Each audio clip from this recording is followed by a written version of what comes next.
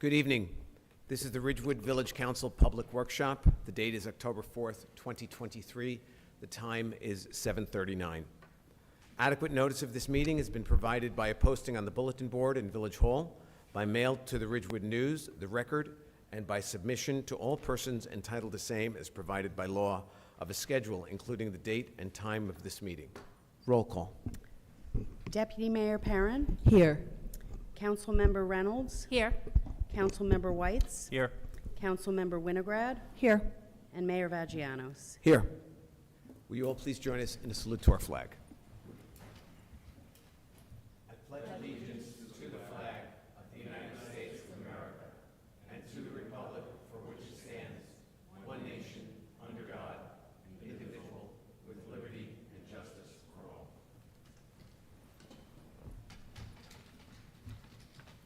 I want to take a moment.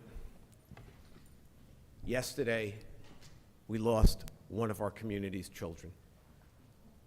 Preston Walker Stott, an 18-year-old boy who just graduated from high school and had gone off to college, will not be home with his family tonight.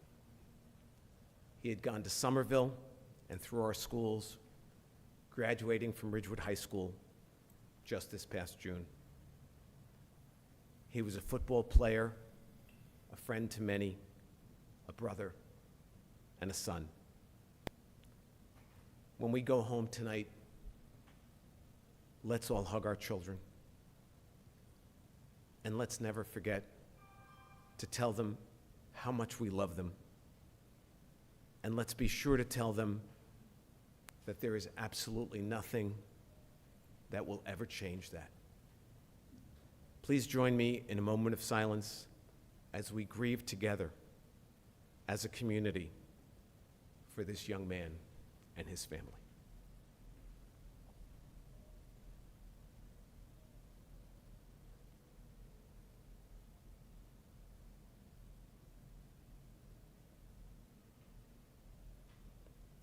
Thank you all. And now we will go to public comment.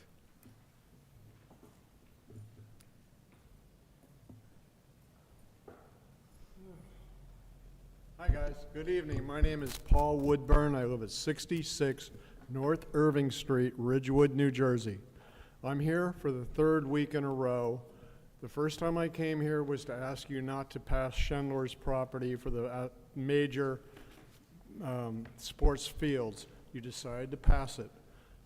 A week ago, I came here to get really upset with you for doing so, because I live on 66 North Irving Street, right behind Stevens Field. And the reason I'm here tonight is because I told you guys that Stevens Field floods out because there is a small footbridge that turns into a beaver dam every time it rains more than 3 inches of rain, and it's been going on for 10 years.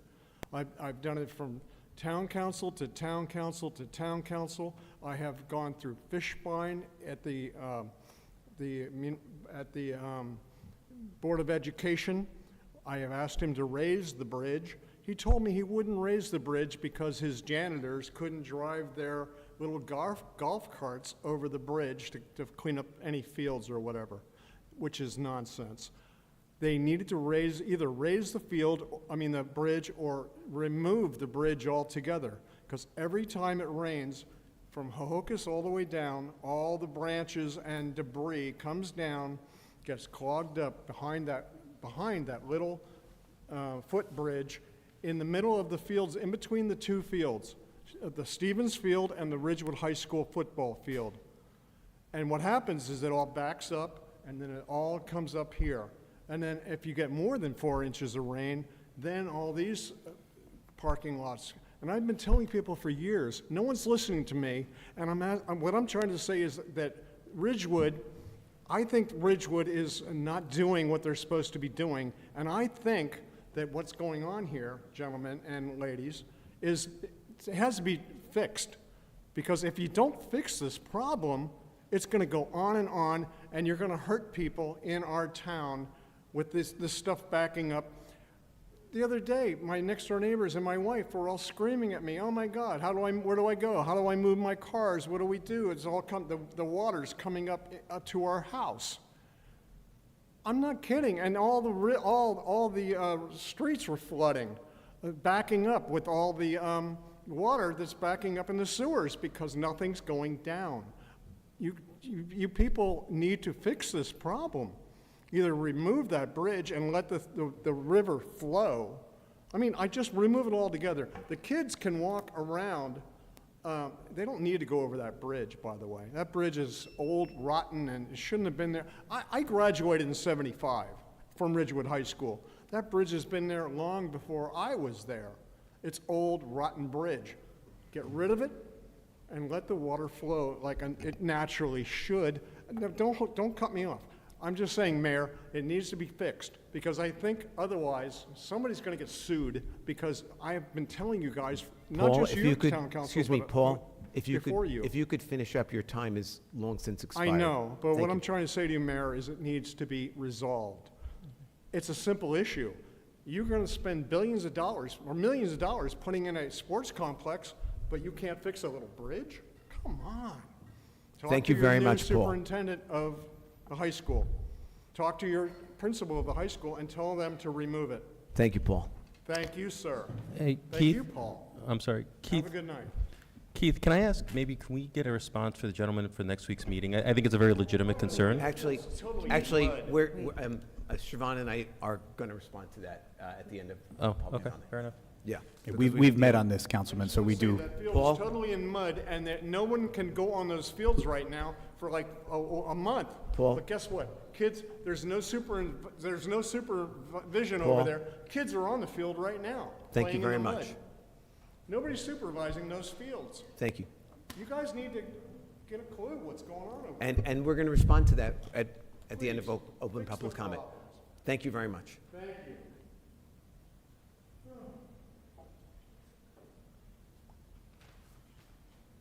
Ellie Gruber, 229 South Irving Street.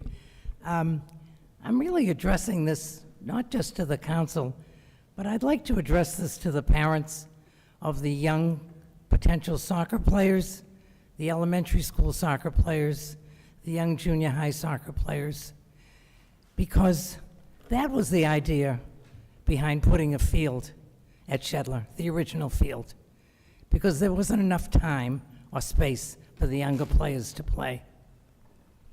I just want them to know that this delay has nothing to do with the Shedler neighbors, nothing. This delay is due to the council, not just this present council, but the members of the council who were on the council previous, a runaway engineering department that ignored a resolution that stated, with the permission and the encouragement of the neighbors and friends, that there would be a mid-sized field, preserving the house, walking paths, minimum parking, and trees. This was the agreement. So for all the parents who are going to be frustrated further, because it's going to be at least 2 years, maybe 3, before everything gets sorted out, and they could have been playing there now if it weren't for the ridiculous, and I'm going to say ridiculous, demands of a sports group and council members who gave false promises at election to be elected. It's really kind of unhappy. I would be very sad personally if my kid couldn't play because of this. There are other fields that the adults can go to. There are other towns that would love to rent out their fields. It would be a bargain for us. Anyway, that's all I have to say. Thank you, Ellie.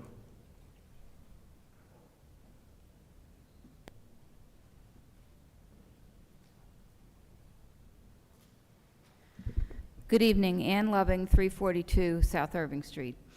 As I wrote to all of you in a letter in August, I would like to see the Village of Ridgewood return to the past practice of using the beautiful evergreen tree in Memorial Park at Van Ness Square as the official Christmas tree for the downtown for the holiday celebration and throughout the holiday season.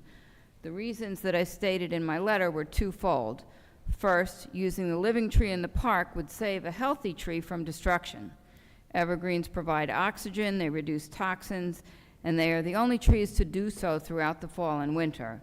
It makes no sense to me that a tree should be destroyed each year when a perfectly healthy tree thrives in the park, and it was planted years ago for this express purpose. We must do our part, one tree at a time, to save the environment.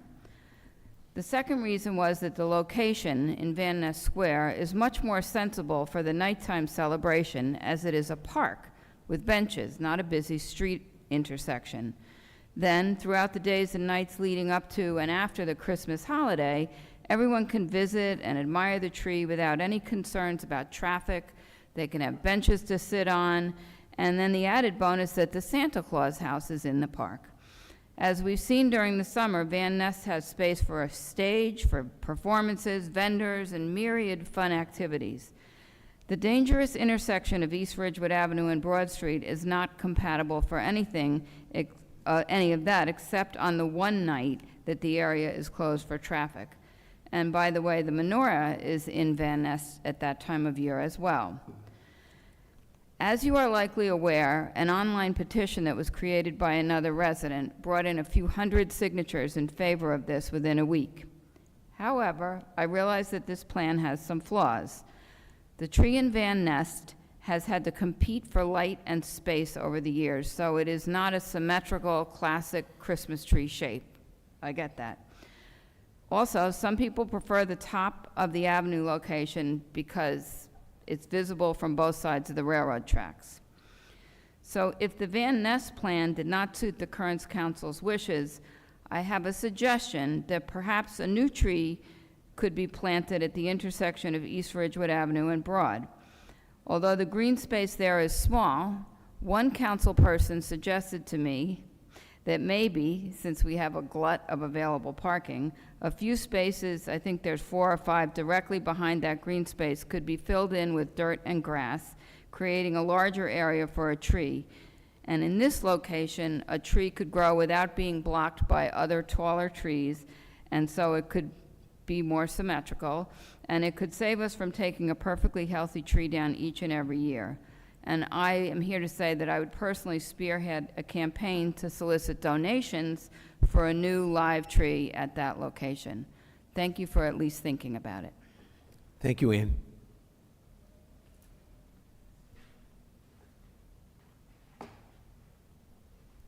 Cynthia O'Keefe, 542 West Saddle River Road. I just want to say that my heart goes out to the family that lost that young person. It's really heartbreaking, and I'm praying for them. But it brings me to the point that I wanted to raise about our village caring for one another, not just adults, but also, caring for our families, our neighbors. I think I mentioned that last week. We really are all in this together. Whether you sit up there and we sit down here, we're all neighbors. And, in that regard, I think it's really important that, one point that I wanted to make was at the end of last week, the meeting, there was still, a little bit of bashing going on, and some of the neighbors in the Shedler community were called blowhards and terrible people. And, I know a number of you shut that down. But I think we have to remind ourselves when we walk through these doors or we dial in that nice matters, regardless of what our personal opinions are, whether we agree or we agree to disagree. It's okay to have that healthy discussion, but to turn it into something that is so cruel and unkind is really beneath us. We're better than that. So I hope everybody who's listening, maybe takes a pause and thinks about that. We're not terrible people and blowhards. We're fighting for our neighborhood and something that we passionately believe in. With that in mind, I did dial into the Fields Committee meeting, and obviously we're still talking about turf as a solution to the Shedler land, and obviously that will be voted on by SHPO. But there are a number of different concerns, and I was talking to a mother today of 5 children who lives on this side of Ridgewood, and she said, "Oh, I didn't even know Shedler was over on that side of the village. I didn't really know where it was. I have 5 kids. I'm concerned about turf too. I really don't know what to do." but you know, my kids need to get outside. And I said, I get that. We're all in that together. Open space is very important. She said she has to dust off the fake grass particles and crumb rubber off of her kids' clothes when they come home, and now she's afraid that they will be contaminated with PFAS. So I think we need to take into consideration the toxicity, the heat elements, you know, because I think, Pam, you did mention that it's, you know, 40 to 70 degrees hotter than regular grass. You know, I don't know what the solutions are, but I'm a problem solver, and I'd like to, you know, think that we can get creative. One of the things that I'll mention quickly is, before I moved to Ridgewood, I lived in Hoboken. I still own property there. Stevens is an engineering school. Maybe we can tap into some of those minds. One of the professors there, when the levees broke in New Orleans, that was the professor they called. So there might be some creative solutions, you know, around the flooding and the 100-year storms that we're getting on a recurring basis, and maybe we could just think about that in an effort to move forward in the right direction. Thank you. Thank you, Cynthia.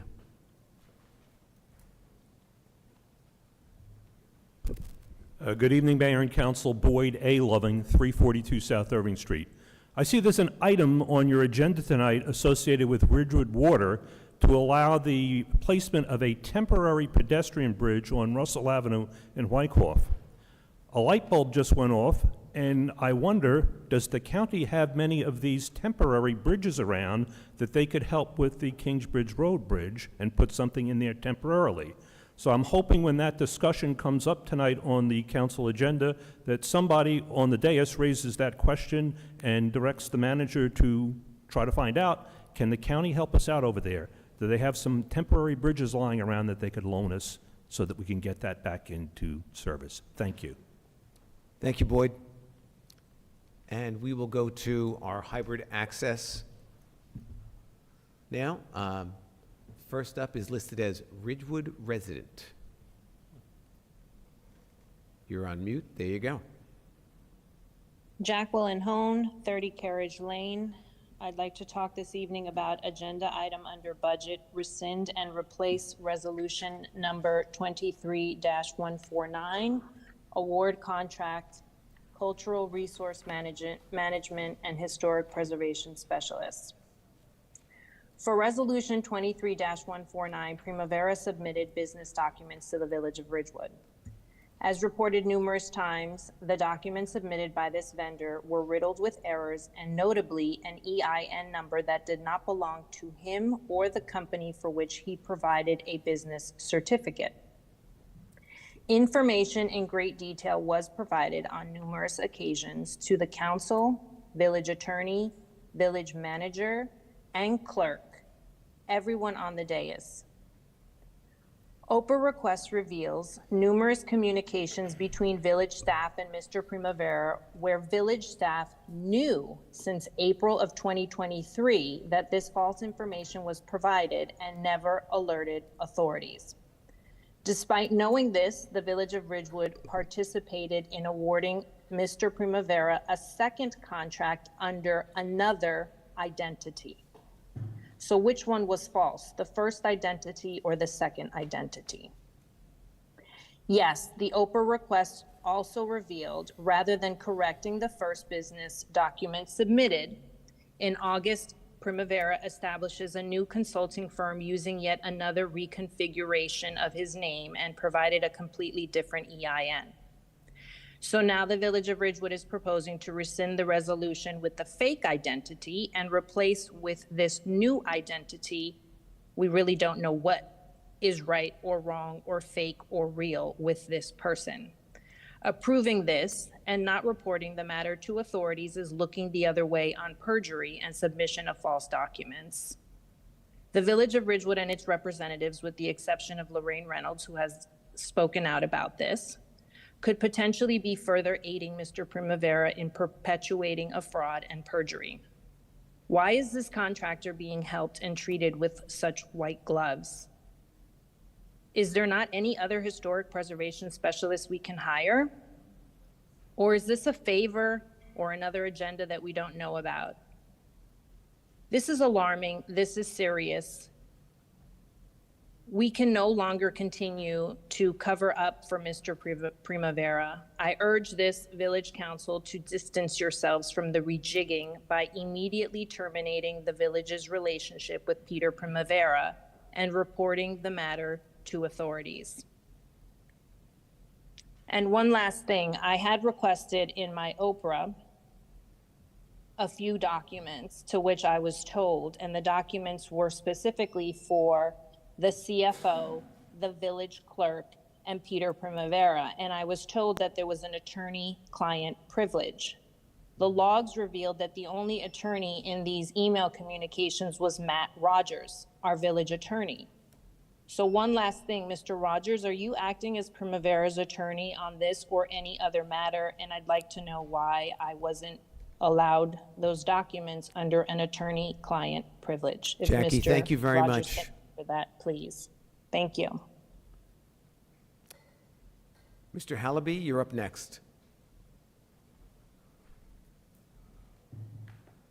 Good evening, Rorik Hallaby, 1 Franklin Avenue. I'm delighted you're going to be talking about how to address the council and decorum. Now, in a letter I wrote to the Ridgewood News 5 years ago, I quoted a Facebook posting by a friend and quote, "Civility or decorum, an ancient value rooted in classical philosophy, is about more than simple courtesy and good manners. In its broad classical sense, civility and decorum is about consciousness regarding how our actions affect the larger community." And to that, I added, yes, civility and decorum is more than Alphonse and Gaston. Now, as you discuss setting rules for decorum, excuse me, please bear in mind the following. The rules should apply to the council as well as to the public speakers. For instance, in the meeting before the last, while Paul Vagianos was speaking, Lorraine Reynolds, in disagreement, stood up, started smiling, shook her head, and started making faces. No one on the dais said anything. In my humble opinion, for her puerile and rude behavior, she should apologize to Paul, the council, and us, the residents. Yes, decorum should apply to both the council and to the speakers. The rules should also apply fairly and equally across the board. I was criticized for referring to certain speakers as blowhards. No one on the council, however, criticized one of the speakers for continuously referring to Paul as a liar, a very, very serious allegation. And no one criticized one of the speakers in a recent meeting for referring to a member of the community, an attendee at a recent village council meeting, as a, quote, a gorilla. As you set rules of decorum, please remember that what is good for the goose is good for a gander. Thank you. Thank you, Rurik. Christina, you're up. Good evening, Christina Million, 530 West Saddle River Road. Just to piggyback on the last speaker, Lorraine Reynolds, council member Reynolds, last meeting was wearing a mask on the sidelines. So I don't even understand the comment about making faces because her face was covered. And I think as far as apologies go, there's a woman in that room that still is owed one. So I don't think we should be asking people to apologize if we're not going to apologize to someone who got hurt. So last week I asked whether any council member planned to engage with Dr. Sarah Evans, but I received no response. Dr. Evans is an assistant professor of environmental medicine and public health at the Icahn School of Medicine at Mount Sinai. It appears that Councilmember Winograd is taking the lead on all turf matters as the liaison to Parks and Recs. Yet it's highly concerning that she can find time for turf vendors, but not medical experts to Dr. Evans' caliber. Mount Sinai also has no financial interest in our town's decision on artificial turf, unlike turf vendors. The concerning message that I'm taking away from your inaction to speak with Dr. Evans publicly so far is that the Village Council majority on this issue is suggesting that Mount Sinai's insights on turf, data, and science are unreliable and not worth your time. That's my takeaway. that residents' and athletes' health and safety do not matter to you. I propose inviting Dr. Evans to Village Hall. Let's have a public discussion, transparency after all, that would be educational, not only for this council, but for residents as well. Or at the very least, have the village council, and that really does mean everyone on it, please hold a call with her. We should extend the same courtesy that we're offering to turf vendors, if not more, to a medical doctor at this level. And this potentially could yield valuable data regarding the eco-turf that Councilmember Winograd is advocating for, because you never know where the science will lead us. And having data would certainly help calm our neighborhood's fears and parents' concerns. Why wouldn't we do this for Ridgewood residents? We shouldn't be afraid of data that helps drive decisions. Thank you for considering. Thank you, Christina. And Susan, you're up next. Hi, I'm just going to be very quick. Susan Ruan, 705 Kingsbridge Lane. I want to thank Councilmember Reynolds as well as the village manager Keith for filling in the potholes on West Saddle River Road. The road is still extremely bumpy, although now there's some sort of just a tenth better. But thank you. Thank you for thinking of us. I hope that it is repaved next summer, because the road is just horrendous, even with the fill-ins. But I do thank you for your consideration on trying to alleviate our pain over here. Thank you. Bye. Thank you, Susan. Seeing no one else, I'm going to close public comment. I would personally like to address a couple of the commenters tonight who raised issues. Paul Whitburn, who has since left council chambers.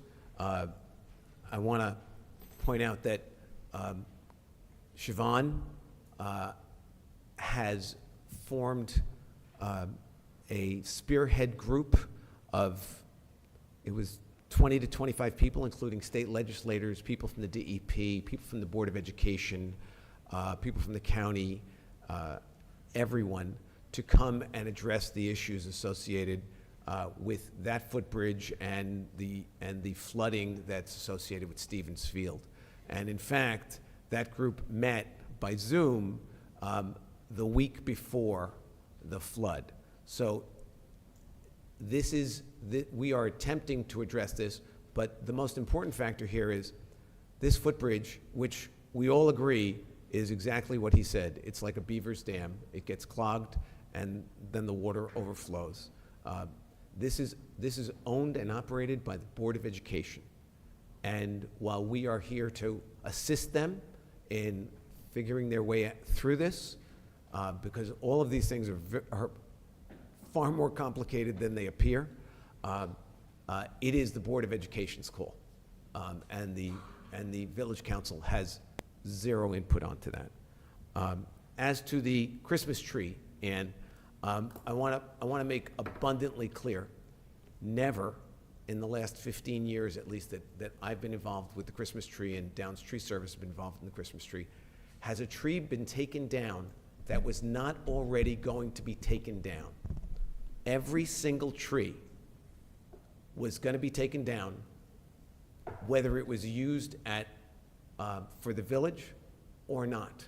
These are trees that have overgrown the area where they were planted decades ago, and they've requested they were going to take them down anyway. No tree is taken down for the village Christmas tree that would be there, would survive Christmas, but for our decoration celebration. So it's a year-long search for a tree that's going to be taken down, and one that is as nice as we can find. And Kevin Downs personally makes sure that he finds us the best tree that is already slated to be taken down. And as to the tree in the park, this was, as you may remember, Keith Killian's project. when he was mayor, and it sounded like a great idea. And after 2 years, very few people actually showed up for the Christmas tree celebration in the park. And many people were wondering why the village no longer did this. And when we brought this to Keith's attention, Keith was a very big man. I sat in this room, and he put it out to everyone and said, to residents, and said, I want to hear from you. I want emails, and I want you to reach out to us and let us know what you'd like us to do. And the following week, he said he had never received so many emails in his life from residents asking that we go back to the tradition of having a tree put at the corner of East Ridgewood Avenue and Broad Street. And finally, Cynthia, you and I have had this discussion. You're absolutely right. Nice matters. And thank you for saying that. Does anyone else want to respond to any of the comments? If I do, Mayor, if it's all right. By all means. Yeah, there was a question raised by Jackie Hone with regard to an Oprah response. And if I think it's the emails that she's talking about, the attorney-client privilege extends to expert consultants hired by the client as we prepare with regard to the development on Shedler and the proposal that's going before SHPO and dealing with all the issues. Mr. Primavera is hired as our consultant. There's information that's exchanged between Mr. Primavera, the Village of Ridgewood, its staff, myself, in terms of advice, and that is covered by the attorney-client privilege, so it does remain confidential even to Oprah. So I just wanted to make that point for Jackie. Thank you, Matt. Anyone else? I just wanted to, if anybody knows Paul Woodward, because he wasn't here for the reply, if you could send us his information, I'd love to connect him with the members of the Board of Ed and some of the results of our initial meetings. And I believe his name was Whitburn. I just have a question. Pam, do you want to respond at all to Christina and Dr. Evans? Well, Lorraine and I have talked about whether we should invite Dr. Evans, but I did want to run it by our village manager first.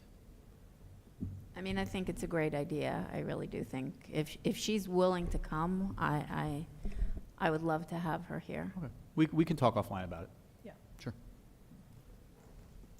Good. Let's move on to our manager's report. Thank you, Mayor. The lion's share of our week since last meeting has centered around the flood event of Friday, September 29th. So with Dylan's help, I would ask everyone to take a look at the screens. The weather forecast, obviously, heading into last Friday was calling for exceptionally heavy rain. Precipitation began early Friday morning, not long after midnight. We addressed the coordination first thing in the morning with the new Board of Education Superintendent, Mark Schwartz, whose team was mobilizing, as was ours. Our OEM, police, fire, streets, signal, engineering, and parks divisions were all in preparation before the storm, and we were prepared. During that time period, Friday into Saturday, approximately 3.8 inches of rain fell here in Ridgewood, and Governor Murphy declared a state of emergency due to severe weather at approximately 3 o'clock Friday afternoon. Let's see if my remote control works here. Okay, Dylan, you can go forward. Residential impacts. Upon assessment over the weekend and Monday morning, less than 5 residential homes in the village were impacted. Emergency services consistently patrolled all the flood-prone areas to monitor residents who may have been impacted by flooding in their homes. In fact, no calls for service were made to police or fire during the flood event. 2 residential homes utilized the village offer for supplemental trash collection on Monday, October 2nd. And I want to thank Sean Hanlon and his team for going out there and addressing those residents' pickups.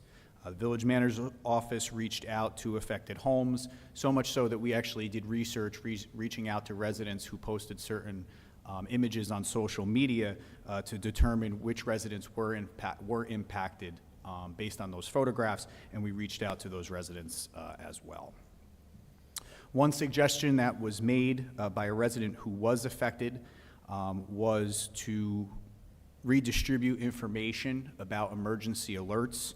I thought that this suggestion was well justified, and working with our OEM coordinator, Jeremy Kleiman, today we released a letter through e-notice, and it'll go out on social media tomorrow. We're also going to try to either direct mail or hand deliver these letters to residents who live in flood-prone areas of the village. But this letter includes information about registration for emergency alert notifications. That includes the village's reverse 911 system, email notifications, and text message notifications. It also includes links to Water Alerts, which is a free service of the U.S. Geological Survey, and provides instant alerts when water levels are nearing flood stage. And finally, there is a link to Advanced Hydraulic Prediction Services, which is a service of the National Weather Service and will allow real-time monitoring for river overflows. So these are tools that anyone who could be affected during a storm like this should be registered for, signed up for, and aware of how to access this information in real time prospectively. Our village mobilization plan included clearing the Village Hall parking lot, which the waters did rise outside of this building. The municipal fleet was all moved to higher ground. Police, fire, emergency management, and streets monitored flood-prone areas and blocked flooded roadways as needed.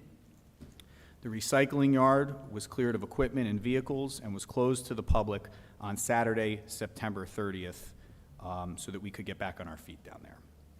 The shred day, which was scheduled for this past weekend, was postponed and has been rescheduled in the Graydon parking lot for Sunday, October 15th. The Board of Education and the staff and the Parks Division removed equipment to secure both our parks and fields, which could have been affected. The next image is of a blocked roadway, but it's also of the door dams that were installed before I even, there we go. The door dams that were installed outside Village Hall in case the water did rise to that level. I want to thank Chris Rudesheiser and his team. When I walked in the building, which was early on Friday morning, the door dams were already in place, contingent upon what the weather was going to bring us that day. Village pre-planning. I do want to point out that in 2022, the Public Works and Engineering Department contracted with Downs Tree Service to desnag, desilt, and ensure bank stabilization along the Hohokus Brook. The project cost an estimated $438,000 and was funded in part through a USDA grant, U.S. Department of Agriculture grant, that was pursued by the Engineering Department last year. This work effort reduced vegetation buildup along with downed trees and brush along the brook and removed materials allowing for increased flow. In debriefing with Chris and his team in engineering, we do feel that this cleanup effort last year made a substantial impact on what we experienced on Friday. And bear in mind that all this work was properly permitted through the New Jersey Department of Environmental Protection. The major flood impacts that we did experience here in the village included Maple Field, Veterans Field, both village-operated and maintained facilities, and Stevens Field and Stadium Field, which our Board of Education operated and maintained. There's a picture on the next slide, or 4 pictures. Ooh, there you go. On the left, you have as close to as we could get at that point to Maple. Vets is the second from the left, obviously clearly identifiable by the back of the scoreboard. Off East Ridgewood Avenue is Stadium, and then on the bottom right-hand corner is Stevens, as was mentioned earlier in the meeting. Those pictures do not actually tell an accurate story, but on the next slide, we have drone footage that was taken by the Ridgewood Police Department, which really illustrates the effects on each 4 of those fields. So Dylan, if you would play that.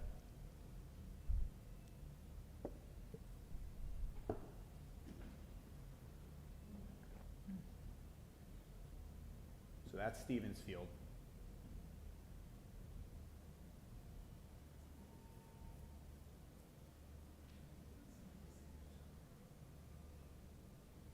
From here, the drone will start to pan over to Stadium Field, varsity field for the high school.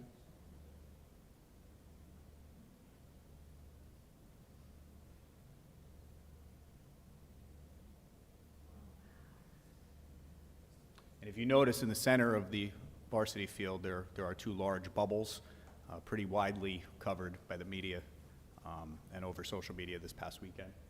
This is the culvert that runs underneath East Ridgewood Avenue, right near the high school field. That was a topic of conversation at a meeting in April and just last week. This is the footbridge that Paul mentioned earlier during public comment. This is Veterans Field, and you can see in the back right-hand corner, it cut out there, but that was the Village Hall parking lot. See it again there. And then this is the overshot of Maple Field.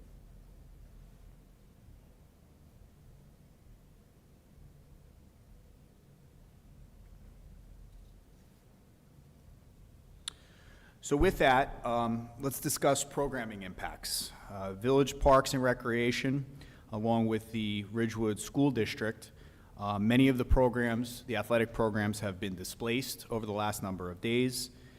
Our Parks and Recreation Director, Nancy Bigos, and her staff, along with the District Athletic Director, Keith Cook, and his staff, worked through the weekend to relocate programs, assess damages, and have met with turf repair firms to see cost estimates for cleanup, which we'll talk about in a few moments. Temporary fields have been set up at the local schools to accommodate the youth programs during this week and as we get back on our feet and open up the turf facilities here in the village. Village and BOE staff met on Monday to finalize temporary scheduling and discuss the path forward, and the Fields Committee met at 7 a.m. on Tuesday morning to report out progress to both the committee and the public who attended that meeting at large.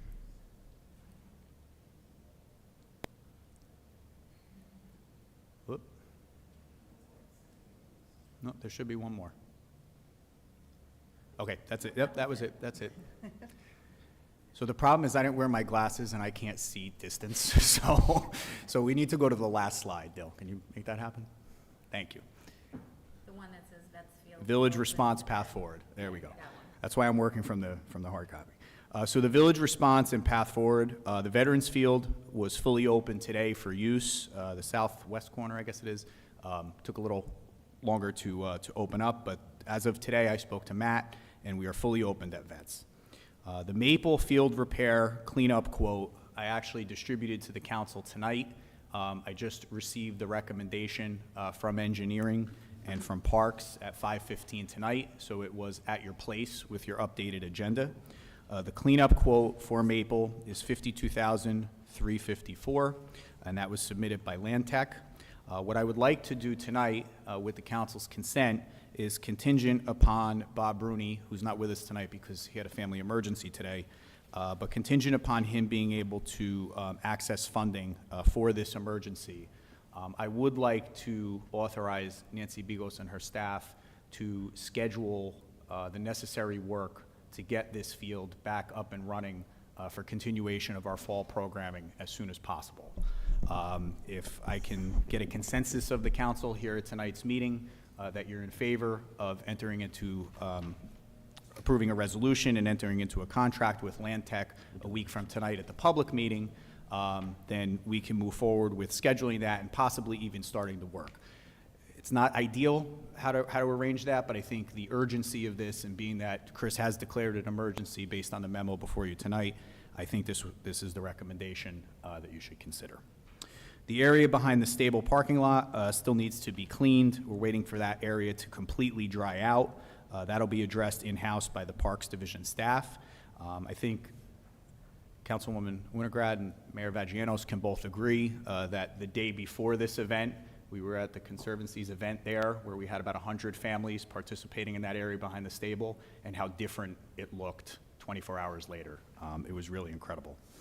Parks and Recreation will continue to work with the athletic programs in the village to schedule accordingly until Maple Field can be reopened. Communications with program participants will continue until all schedules return to normal. And I just want to take a moment to thank all of the village staff who was involved on Friday, over the weekend, and up until tonight, who have really worked hard to get us back on our feet. In listening to the stories, both on the Board of Education side and on the village side, of the challenges that existed during the September 2021 storm, which I can share with you. I experienced probably the worst storm. That was the worst storm I dealt with as an elected or appointed official in my entire career. You know, we dodged a bullet here. And while this is an inconvenience, and there's going to be a work effort ahead of us, and a costly work effort, as you can see tonight, to address the reopening of these fields, this storm could have been a lot worse, as it was back in 2021. So that concludes my report on this. I'll take questions on this, Mayor, from the council on the flood areas, and I just have a couple other items under the manager's report. Questions?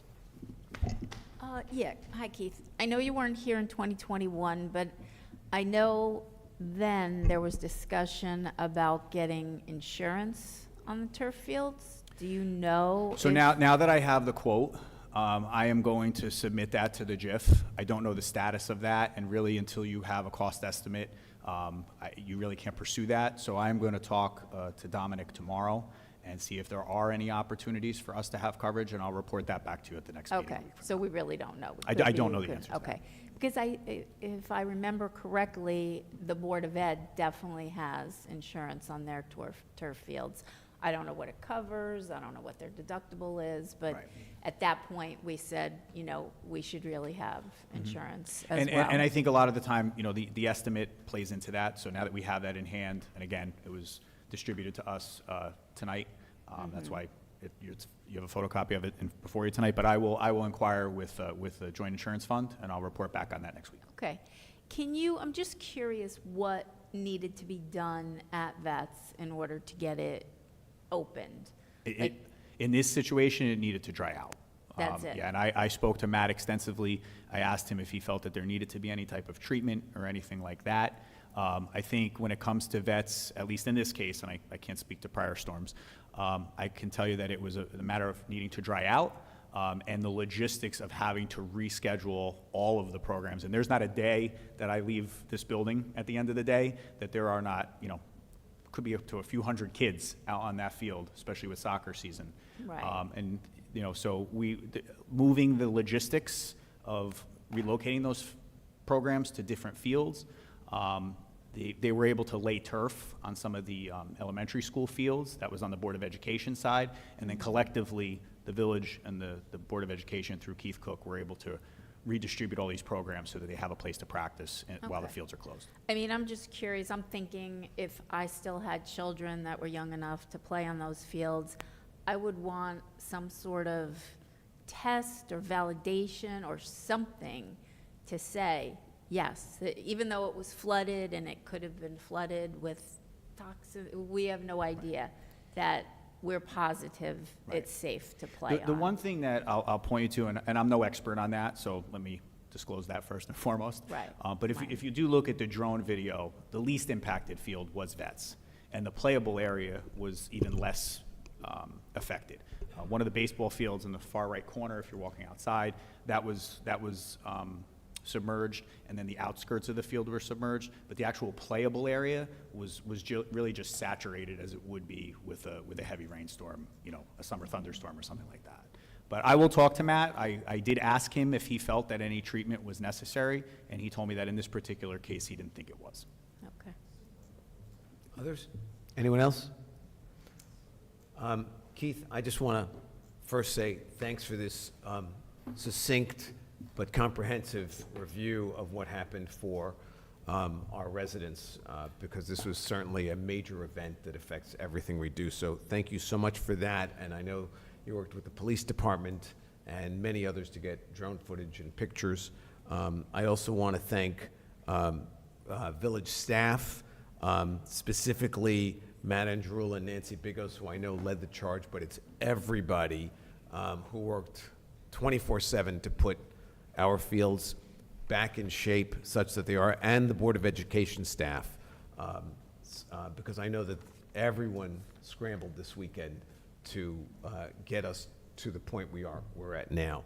And as for your question regarding getting a consensus from the council on this, I will open it up to the council. My personal position is that if Bob says that we have the money, then we need to do this as soon as possible to get Maple up and running again. Everyone? Agreement? Yep. Good. You have your direction. Thank you. And Mayor, I just want to echo the fact that I've served in, as I've said many times, I've served in 3 other municipalities.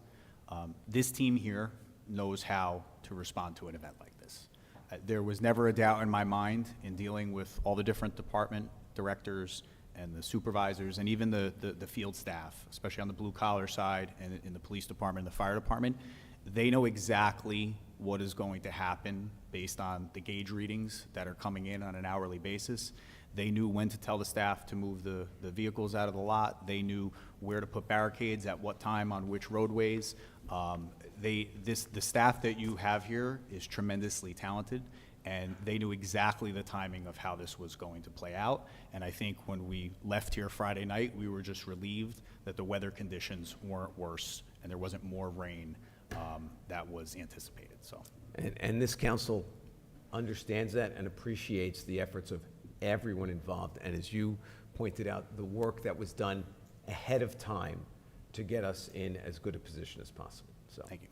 Just a few other items very quickly I'll run through. We did meet with the New Jersey Department of Transportation with regard to Councilman White's inquiry as to the Route 17 park and ride. We had a Zoom call yesterday with the new government relations representative and his boss. What has happened there is they placed a Jersey barrier that blocks commuters from parking on the left side of the lot if you come in off of Route 17. They are planning infrastructure improvements. They have deemed parts of that lot on the left side unsafe. I've explained to them that by trying to solve one safety concern on the left side of the lot, they've created one on the refinished right side of the lot where commuters are now creating spaces at the end of aisles, in some fire zones, along the curb line, and in some cases parking on the grass. That's obviously not a condition that we want. It's also not conducive for commuters to be parking in these locations. So I've asked the DOT to consider going out there, relocating the Jersey barrier so that only the areas on the left side that are truly safety concerns would be cordoned off for parking, because we clearly need additional parking at that location until they decide to do their infrastructure improvements. So we had that discussion. They told me to give them about a week and that they would get back to me. As I told the councilman, I already have a calendar flag to reach back out to them next week. But what we're looking to do in addition to that is support their efforts to make those infrastructure improvements on the left side. They're planning to do similar to what they did on the right side, repave, add curbs, have clearly delineated parking spaces, which that side does not have. We've also recommended to them that they raise that structure and remove it. Really serves no purpose on that piece of property. We have some resident concerns that requested a larger or more dense buffer zone in certain areas, so that request has been passed along to them. And while I was at it, I asked for some consideration to make some improvements, aesthetic improvements to the walk bridge that goes over Route 17 as well. So that's all under consideration. They did tell me that they believe they will have funding to do some of this infrastructure work, and I plan to work in partnership with them to try to make that happen here. Great, thank you. Okay, and then real quick, a couple announcements. The Ridgewood Guild Oktoberfest is Saturday, October 7th, and Sunday, October 8th, from 12 p.m. to 10 p.m. This weekend is Access Weekend. I will yield to Councilwoman Winograd to report out on that because I'm not going to steal her thunder 2 weeks in a row. The Chamber of Commerce Farmers Market continues through October 29th on Sundays from 8:30 to 2 at the train station parking lot on the west side.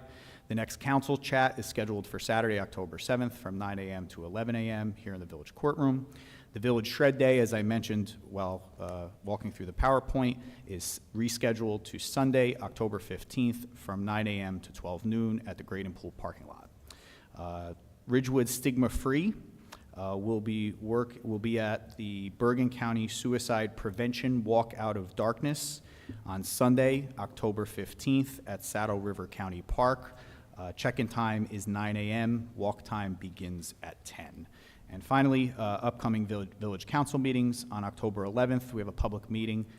October 25th, council work session. November 1st, work session. November 8th, public meeting. December 6th, work session. December 13th, work session. All start at 7:30 p.m. I'll just remind everyone that in November and December, we only meet twice a month rather than 3 times a month. And that concludes my report, Mayor. Thank you, Keith. And let's go to council reports. Siobhan? Sure. So I want to thank Parks and Recreation and the Conservancy for a lovely event last Thursday. We are very reliant on the additional funds that the Conservancy offers our village, and it was a really nice day because there had been so much rain. There was a reprieve in the rain, and the stable was filled with little ones experiencing music and a really delightful time. I want to say thank you to the Halibys, of course, who were responsible in large part for this, as well as the Conservancy as a whole, and Nancy and her staff. On Friday, I had the pleasure of meeting, and this is going to be very exciting for the whole council. We have a young student, Henry Walsh, who started a new club regarding volunteerism. And he has assembled a fairly large crew of people who are interested in being hands-on involved, whether creating content, which they've done for Councilmember Reynolds and myself, and working on projects like the kissing balls, digging holes, weeding, and they were fascinating to work with. They're largely juniors, and I have to say it was a treat to be back in our high school, and I'm grateful to their student leader, and as well as Jeff Nias, for making it happen. And the most important thing for the council is that we now have an active Google Doc list of kids who are interested in being hands-on, maintained by Henry Walsh. So thank you to Henry. On Tuesday, we had a fairly lengthy Fields Committee meeting that revolved largely around the issues of flooding that I don't want to be redundant. I do want to say thank you to Keith Cook and to Nancy, and I did want to let the whole council know that the capital investment in the turf tank, which is the machine that actually allows us to line other fields, has allowed the recreation department and the athletics department to move very quickly. Basically, before this, it's a machine, you preload all your coordinates, and if you want to go play lacrosse at Orchard, the tank goes out, and it's called turf tank, but it works on grass too. I call it field Roomba, you know, it like goes out there and does its thing. But this investment was a good one. I want to thank Nancy and Keith for bringing it forward, because that automated technology allowed the other fields to be prepared to take in the other users. I do want to say thank you to everybody who was on the call. It was a large audience. Everyone was really respectful, really patient, and again, big thank you to both Keith and Nancy. Tomorrow, if you're free, from 12:30 to 4:30, Lorraine and I are going to be at the stable, and the full council can come. Lawyers, managers, everybody. We're going to be testing the kissing balls to make sure that they're in good condition and that their lights work properly. We have a lot of interest in this. We probably have about 25 people coming and testing, and we're very excited. I'll let Lorraine speak about the palms. And then throughout the weekend, from Friday through Sunday, there will be events regarding Access Weekend. They'll occur at the library here in Village Hall. Mayor Paul and I will be at the Access Fashion Show, so we hope you wear your best outfit and you come and see these students and this community come together. And the end cap event is on Sunday night at 7 o'clock at Friends to Friends Church with Joanne Van Zandt. And then new update that's coming is that we are pleased to announce the Elder Dinner is back in person. So years ago, this is an event that allows our older community to enjoy a Thanksgiving meal at the Old Paramus Church, thanks to Reverend Miller who donates it, and thank you to Stacy and Health Barn who donates the food. We are looking for the full council again to come and be servers and maybe have a snack with this community, and that event will be posted at the end of this week. And I think that's it. Thanks, Siobhan. What was the date of the Elder Dinner? The Elder Dinner is Sunday, November 12th from 3 to 5 at the Old Paramus Church. And I'll send Keith the graphic, and we can get it up. We're going to put it out on social next week, but you guys should have the date. Great. Evan? Great. Just, I guess, 2 or 3 things. So first, for Council Chet, is it 9 to 11 or 10 to 12? I thought it was 10 to 12. Am I incorrect? No, it's 9 to 11. All right. Then you got that one right, Keith. In terms of the Route 17 park and ride, Keith, I want to thank you for your advocacy on behalf of the Village of Ridgewood. I want to thank you for reaching out to them. With that said, I find the Department of Transportation's response completely unacceptable. The fact that it's a surprise to them that they've caused the problem by blocking off half a commuter lot the week after Labor Day, and that lot services folks who commute into New York City, that should not be a surprise to them. That's what they're in the business of doing. And I think your point should be very well taken, that in trying to safeguard the area, presumably by blocking half the lot off, they've actually created a bigger problem, because now everyone's illegally parking in fire zones, and creating a very dangerous situation for everyone who needs to use that lot to get to their day jobs. I think we need to continue to escalate this. Them saying they'll get back to us in a week after they've thought about it, again, that's not acceptable. That's not what our citizens expect from their state government. I would ask that when they get back to you next week, if they don't have a plan with firm dates and actual deliverables, that at that point we escalate up. I know we talked about going to our state senator, potentially going to our congressman, but we need to do something to push this issue. And through you, Mayor, to the councilman, the Senator Corrado's office is aware of this. They've already made inquiry about this, so it is flagged down at DOT. But I have no problem if we don't get a proper response from them, going back to Don DiDio, who is the Senator's chief of staff, and revisiting that issue and asking their office to exert some influence as well. I appreciate that, Keith, but again, I just want to be very clear to the DOT that I don't want to hear we're considering something. This is what we're doing, this is the dates when it's going to get done, and that is their commitment to our citizens. But again, Keith, appreciate your advocacy. On a lighter note, I got to attend the PBA fundraiser for pediatric cancer on Sunday. As previously mentioned, I did a full half hour in the dunk tank. I did not see any of my fellow council members there with me. Was that this past Sunday? Yes, it was. yes, it was. And you would be shocked at the throwing accuracy and power of Ridgewood residents. Surprisingly shocked, as I was. In all seriousness, it was an absolute wonderful event. It was a beautiful day right after the rain had lifted. They raised a ton of money for pediatric cancer. It was a great day for everyone to be out on the lawn. The food was great. Everything was wonderful. The PBA deserves a huge round of applause for really a tremendous event and for a tremendous cause. I was just happy to be a part of it. And Boyd, I was shocked you were not there throwing the ball at me. I assumed you'd be lined up first. Because I wasn't in the dunk tank. Probably That's not. But again, wonderful event. With that, thanks. And Evan, thanks for, as you have said, taking one for the team. I wish we had thought about it. We could have gotten the video up on the big screen because it was fun. Yeah. Not for everyone, Paul. Not for everyone. And with that, Lorraine. Thank you. Cash Rochelle is having their last concert of the summer tonight. I wish we could open the windows and hear it. The Nerds are playing, and it was a great season, and it was a celebration of 65 years of Cash Rochelle. And if you want to donate, there's still time. It's never too late, and nothing is ever too small to donate.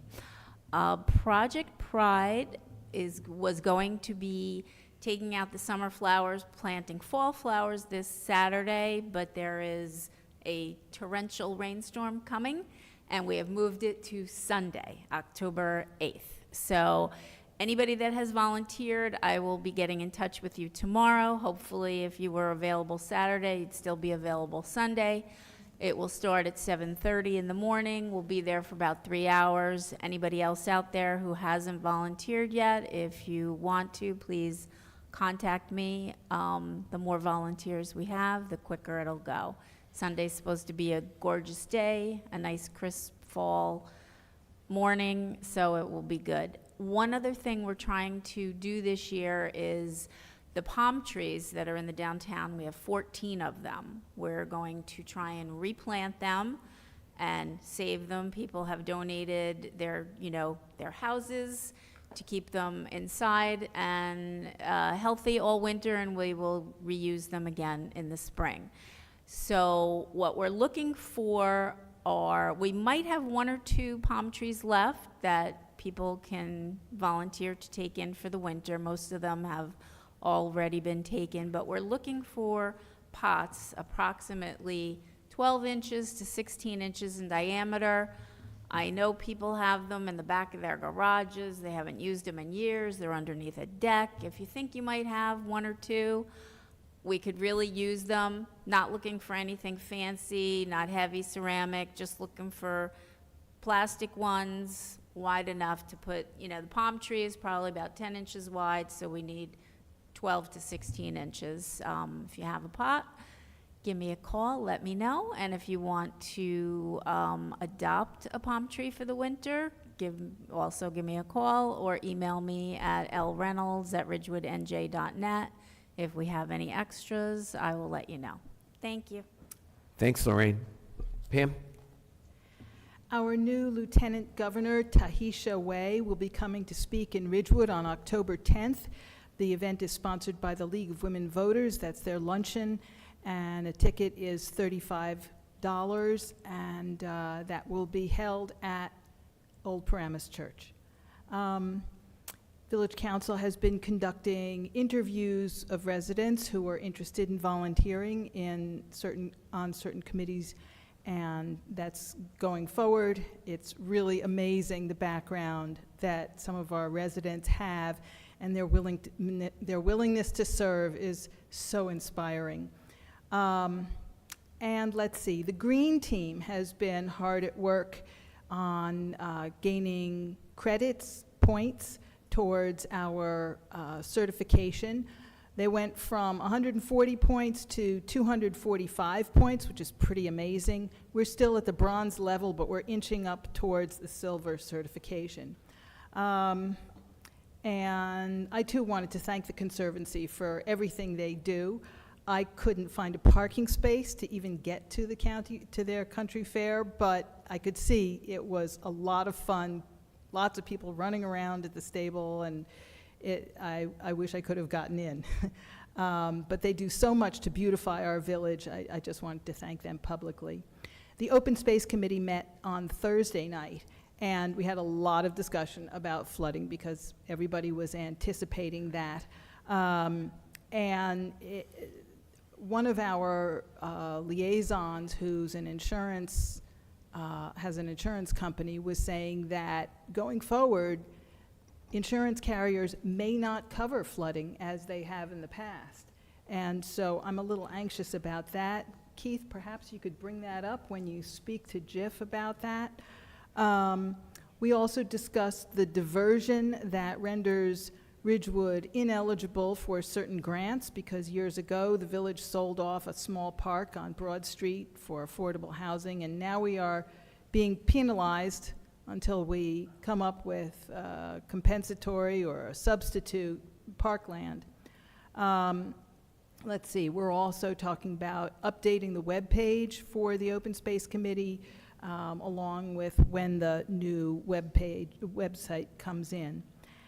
Regarding leaf blowers, Green Ridgewood is planning another panel discussion on January 24th. Hopefully, this time round, we will have a manufacturer of battery-powered leaf blowers on the panel, and perhaps a pediatrician. We're trying to line up the speakers. And tomorrow morning, I'll be giving a talk to the AM Rotary Club in Ridgewood on leaf blowers. That's at the Y at 7:30 a.m. Green Ridgewood meets tomorrow at 7:30 downstairs here in Village Hall in the Senior Lounge. And the Central Business District Committee will be meeting on October 12th, and that will be via Zoom, and that's at 8:30 in the morning. If you'd like to join the CBDAC meeting, let me know, and I can send you the link. That's all I have. Thanks, Pam, and thanks for taking the lead on figuring out how we can better address our leaf blowers here in town, because it's a thorny issue, and I know you're spending a lot of time on it. So thanks for your time. And now let's get on to our regular agenda. Keith? Tonight, under presentations, we have a presentation from Hub Quarter Pilot, and I'd like to introduce Sarah Para. Sarah, if you'd come forward. Sarah is a Vice President with Social Impact North America, and Councilwoman Winograd and I sat through a presentation with Sarah on a very intriguing initiative that she would like to present to the council and would like to pursue here in our CBD here in Ridgewood. So, Sarah, the floor is yours.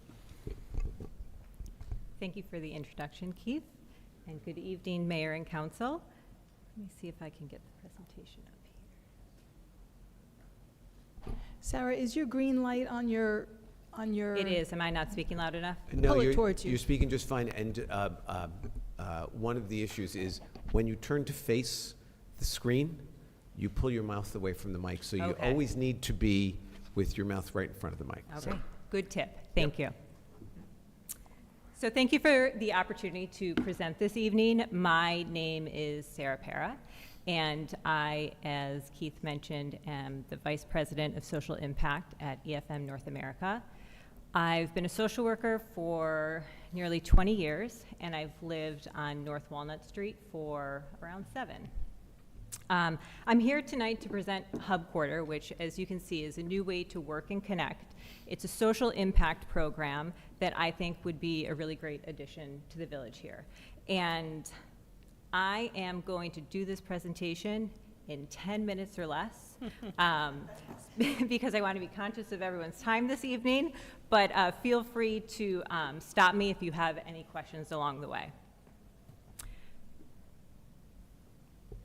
So to begin, EFM. EFM is a global company with over 20 years of experience in the fields of real estate, technology, and human resources. This experience and their work with other corporations, universities, counties, and cities is really what led to the development of Hub Quarter. We won't go into all of the details, but I thought the best way to approach this consolidated presentation was to define Hub Quarter, to talk about its benefits, and then to talk about its potential here and the role that the municipality could take in its implementation. So what is Hub Quarter? As I mentioned, it's a social impact program, and it shares underutilized space that's already in existence in our downtown with remote workers who are looking for an alternative place to work. It was developed in Italy so employees could experience those elements of the workplace they appreciate, like professional development, idea sharing, and personal connection when they were working remotely. And research does show that this is, one of the things that people do miss not going into the office, right, is that personal connection. So any local business that is equipped with Wi-Fi, has good accessibility, they're all eligible to host remote workers.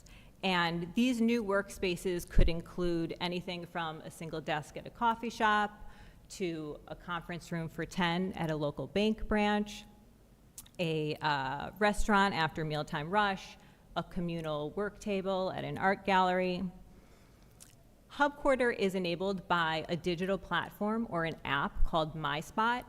MySpot's been in existence for quite some time. It, as you can see, was named the Gardner Cool Vendor tool in 2018.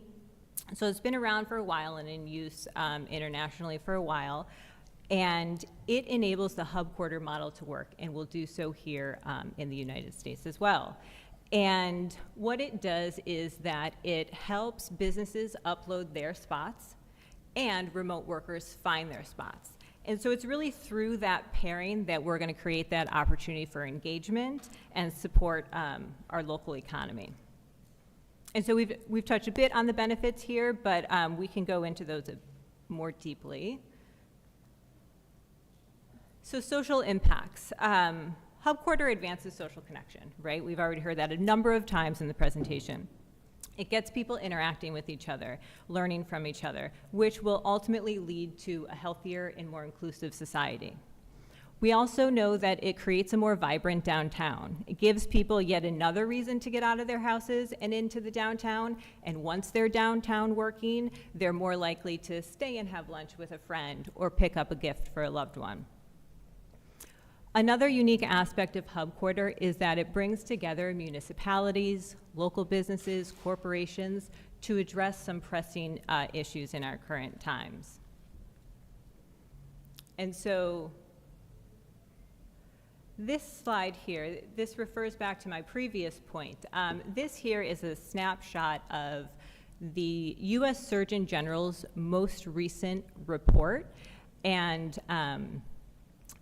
the Surgeon General creates priority areas. And it's those priority areas that are most critical to society that, that reach these reports, right? And this one here is related to social isolation and loneliness. And the reason it's so critical in our time is not only because of its prevalence, so they find in the report is chock full of data, and they find in the report that nearly half of adults are reporting loneliness, and actually it's not the older generations like many of us think, but it's really the younger generations, those 20s and 30-year-olds. But in addition to the prevalence, we also find that, yes, of course, it has impact on our mental well-being, but it also has really significant impacts on our physical well-being. And so again, that's why this is such a critical issue to the Surgeon General. In addition, in the report, what they do is they outline some strategies that workplaces, municipalities, religious congregations can take to help increase the opportunities for connection within the community. So 3 of those, just to mention them briefly, are designing the built environment to promote connection, establishing programs that bring people together, and supporting pro-connection technologies. Hub Quarter naturally implements these strategies, so it's already incorporated into the Hub Quarter program. So that outlines a few of the social benefits, not only for the community, but also for the individual. And so I want to take just a brief moment to talk about some of the economic benefits that we can see through Hub Quarter. So as you can imagine, it stimulates the local economy, right? So it increases regional tourism, local foot traffic. It generates revenue for local businesses. And I think actually something important to tag on to that is that it builds resilience within these local businesses by diversifying their service offerings and giving them access to a new revenue stream. In addition, it fosters an innovative approach to the use of space and the future of work, because we know that is changing. So to visually illustrate some of the economic impacts I have on the screen there, you'll see there we start with 500 active members. So that's 500 active Hub Quarter members, so remote workers. And they don't necessarily have to be full-time remote workers. They could be hybrid workers that they're going into the office 3 days a week, but they happen to be home 2 days a week. So when I say remote workers, I just mean that people whom occasionally work remotely. So with 500 active members and let's say 80 spots throughout Ridgewood, if we had those active members working not even once a week, but just 3 days a month from a spot, Ridgewood could generate over $500,000 worth of revenue. And so that's pretty significant. Now I know as you look at this, you also think, well, 500 sounds really significant too. But actually, using some of the census data and really conservative numbers, so within Ridgewood and the surrounding area, we have around 70,000 people that are employed. And based upon, again, super conservative estimates around individuals who are working remotely, we use 20%, but studies show that that's upwards of 40% in areas like this. There's 13,000 remote workers. So now that number 500 is not looking too difficult to achieve, right? So 500 is less than 4% of those workers. So we really actually need to mobilize a very small percentage to reach the $500,000 of annual revenue. Another note, those 80 spots. So those 80 spots are not 80 separate locations. So what we'll find, you know, again, if you think about spots being a single desk, what we find is that to reach those 80 spots, we may just need 15 or 20 locations participating in the Hub Quarter program. So we could spend a whole nother 30 minutes on this slide alone, but again, in the interest of time, we can move along. And I do want to talk about Hub Quarter's hidden potential too. So in a past life, I worked in development, and so I especially like this slide here because we already discussed how Hub Quarter is really in line with the strategies of the Surgeon General. The work of EFM, our core services that we work on, and also Hub Quarter in particular, were also very much in line with the Sustainable Development Goals that were developed by the UN back in 2015. So I feel that if we were to implement a program like this in Ridgewood, what we would find is that Ridgewood would find itself able to access funding that maybe it didn't have access to in the past, right? Because we're working in innovative partnerships and on innovative programs, and again, addressing the concerns of the Surgeon General and the United Nations. So again, I think that we could apply for funding that maybe we haven't had access to in the past. So coming back to the program components quickly, I just want to talk about some of the key partners in Hub Quarter. As you can see, the municipality listed right there on the front, and that is because that, of course, is the foundation to Hub Quarter, right? And it's where the program is going to begin. It's where the program is going to grow. We've already talked about the local businesses. Those are our hosts. The one partner that we haven't talked about yet are the corporations. And so the corporations are a key partner because they will offer the Hub Quarter membership to their employees so their employees can work flexibly. So ultimately, what we're going to see is corporate dollars that are flowing through Ridgewood now. This is not strictly a membership-based program, so it's both business to consumer and business to business.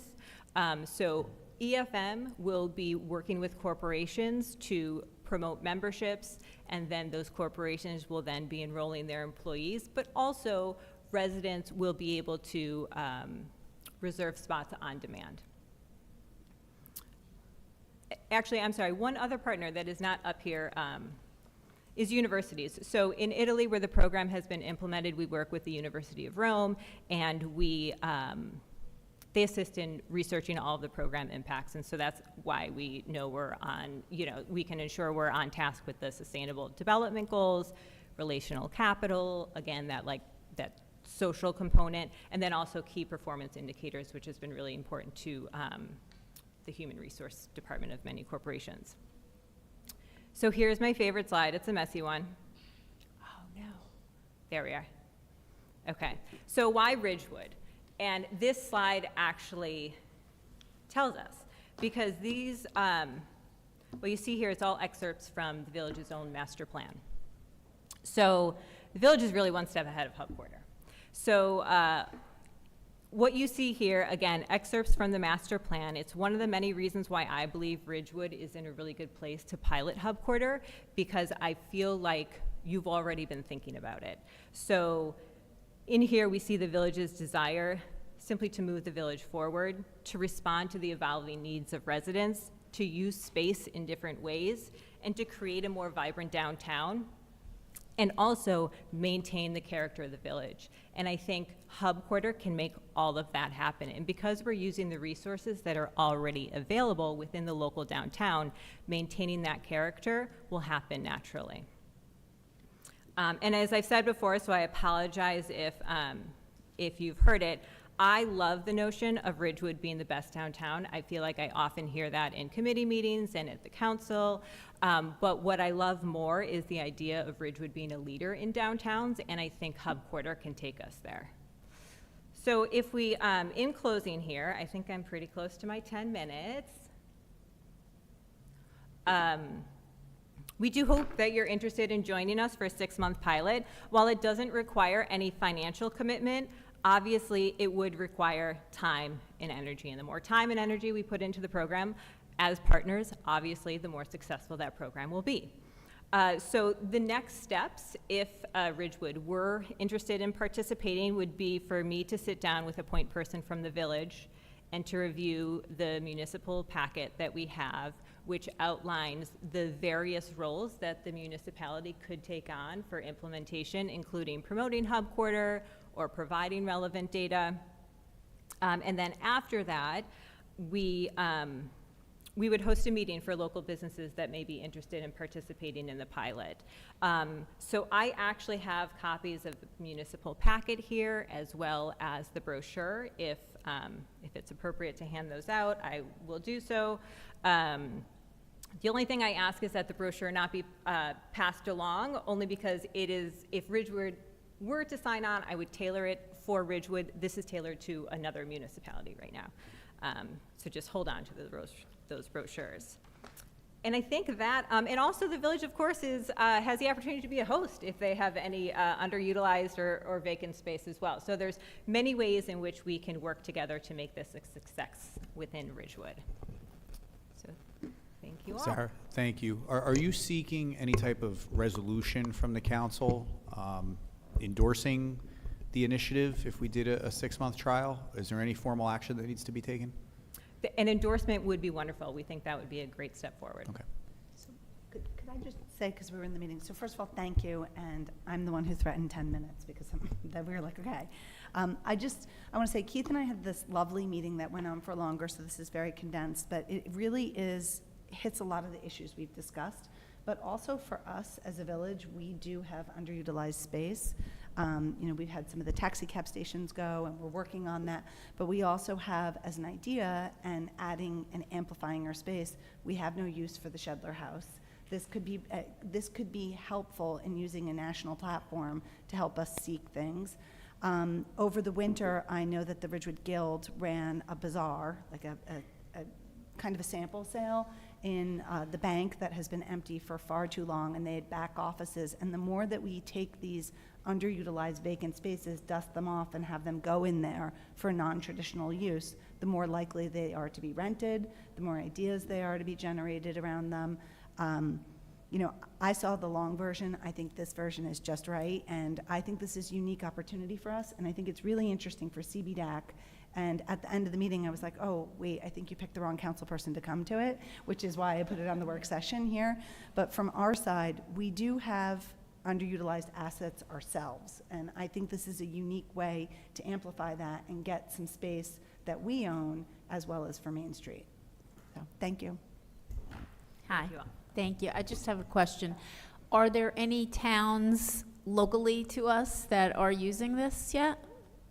So we have just brought this to the U.S. market. It has already been implemented in Italy, which is where the headquarters of EFM is. And it's currently being implemented in the Netherlands. And we have just begun working with Montclair. Okay. Thank you. Mm-hmm. Other questions? Yeah, can you come talk to CBDAC? Absolutely. Great. So Sarah, this is a very interesting concept. So tell me, who is it that you need to engage with? Because it doesn't sound like the village council, unless I'm completely mistaken, is the place that you want to hook up with. How does this work? So the key partners would be municipalities, right? Local businesses. The local businesses are going to be key, right? Because those are going to be, can you hear me still? Because those are going to be the host locations for our remote workers. So that's huge. Also getting us connected with those remote workers, and I feel like the village council and the website does have a really good way into our homes, right? And I think those would probably be, the key partners there. And I think also, and this could be the social worker in me, we could come and implement the program without having spoken to the village council and without and I'm just trying to receiving your understand. support. But I just feel like the more we talk, the more we connect and Sure. figure out what's right for the community, how can we all help. The best thing about Hub Quarter is that it's flexible. So what happens in Montclair isn't necessarily going to happen here in Ridgewood, and it's certainly not what's happening in Italy nor in the Netherlands. And so I feel like nobody knows better than the village council what the residents need, and that's why we came to you first. Got it. But now when you kick this program off, Yes. who are you contracting with, dealing with, discussing with? Is it the individual business owners? Is it the Chamber of Commerce? It doesn't sound, and I'm just, again, I'm just trying to understand how this works. Who would you who do you make a deal with? The local businesses. So individually, each business? Correct, yes. Got it. Because I certainly, as Siobhan pointed out, I can see lots of uses. There are some perennially vacant spaces in Ridgewood. Restaurants are, as everyone knows, from 3 to 5 is a very, very quiet time. And so I really see this as a great utilization, and certainly, we're very interested in it. I was just trying to understand how we play into it other than providing a platform for you to get the word out. And I would suggest that in addition to the CBD Advisory Committee, the two key organizations in town are the Ridgewood Chamber of Commerce and the Ridgewood Guild. And I can connect you with both of them so that you can make your presentation to them. That would be wonderful. I have met with Joan and Karen. Actually, I believe they were the first two people I met with. But I have not. Joan is the hub on all of this. Yes, I got that sense right away. Yep. And so, but I have not been introduced to anyone from the Ridgewood Guild, so that would be great. Great. If you leave your contact information, I will share with you contact information for the Ridgewood Guild. And what did Joan have to say about this? Well, she was very positive, and also just a wealth of knowledge. So I feel like we talked hub quarter, but then we talked everything else too. So That's Joan. So is Joan going to connect you with local businesses in some way? we have not had that conversation yet. No, what I was doing in our initial stages here in bringing it to the U.S. market was just getting feedback from people. I met with as many people as I could in town and just wanted to hear what they had to say. And so it was under those conditions that I met with Joan, just to say, hey, Joan, here's our idea. Tell me what you think. Just want to hear your feedback. And so now that I've met with the village, if we were interested in moving forward with a pilot, then I could circle back with, more key points in mind, let's say. Right, and I can think of several locations in the village, in addition to Shedler, which is a very obvious one. So how many host locations do you need to get this started? 1, 5, 10, 20? So that's the benefit of Hub Quarter, is that we can start with any number, whatever number feels right for Ridgewood. And certainly if you want the economic benefits that I outlined there, that $500,000 annually, right? That's with probably around 80 spots. But again, that doesn't translate into 80 locations. That could be more along the lines of 15, 25 locations. But some of it also has to do with finding the right locations. And so that's going to be a really big piece of it too. So after I meet with these local businesses, as you said, who's my point person? Who am I really meeting with? It's going to be local businesses, and it's going to be me visiting local businesses. Obviously, I've been to almost every local business on the ground floor, right? But we have that second level, right? That second floor, and there could be some really, really nice office spaces that have a lot of potential there that maybe aren't being optimized at the moment, right? Got it. Well, leave your contact information. I will connect you with the Ridgewood Guild. I will also follow up with Joan, and we'll follow up with the village to see what kind of interest there is. Wonderful. Well, thank you so much. I really do appreciate it. Thank you so much for your time. Likewise. So I would love to also to amplify this, because there's two things. One, not only the businesses, but there are often organizations seeking space, like newcomers, and we get contacted a lot for that connectivity, where organization 501c3 wants a meeting space, things like that. And I thought this was a unique opportunity because there's no cost to us, for us as landowners or business owners, so to speak, for us to adopt a resolution. It may help us amplify the reality that we have vacant square footage with no future use. So I was sort of hoping from us, outside of the connectivity and all the committees, that we could support a resolution to, and there is no fee. I sent Matt everything. It's free, my favorite word. And it's a nice storytelling. She's a local resident, that we could engage in a non-binding but commitment of solidarity to this via resolution, and it could help us look for a use at Shedler. For example, when the newcomers reached out, or Rising Above Bakery. There's people who are constantly reaching out to us, and we're not sure of, one, what that future space will be, but it will amplify our vacant space that we own. So if that's okay, I'd love to move forward with the resolution, and that we could get this started, and then we could all do our own things. I'm not sure that that's the next step. I think I'd like to investigate this further before we provide an endorsement of this by the village council.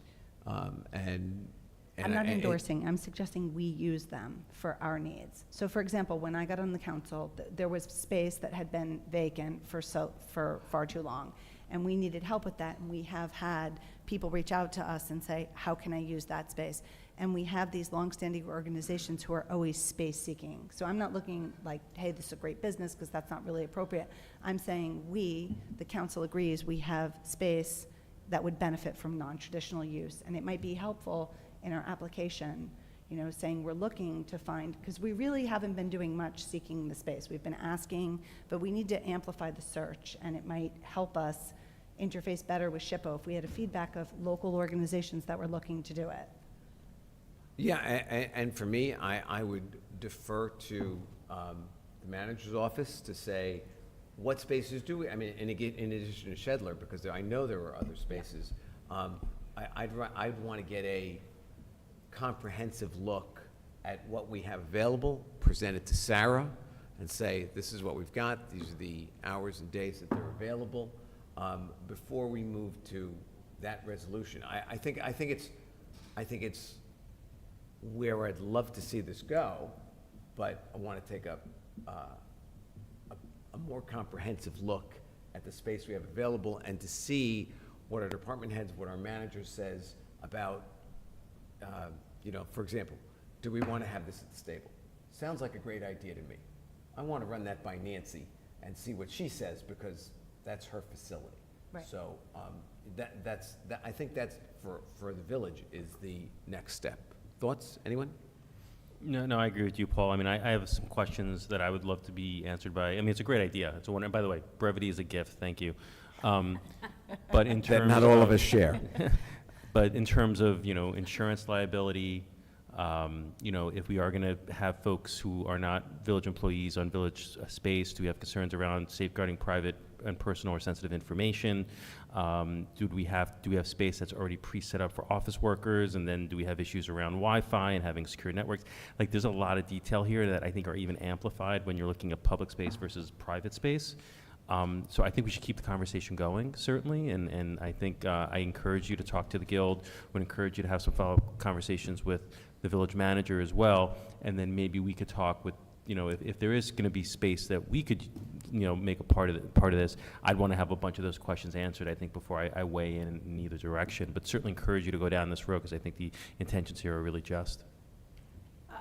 I would also like to engage Central Business District Advisory Committee. I know they would like to be part of the discussion. Everybody's looking at me.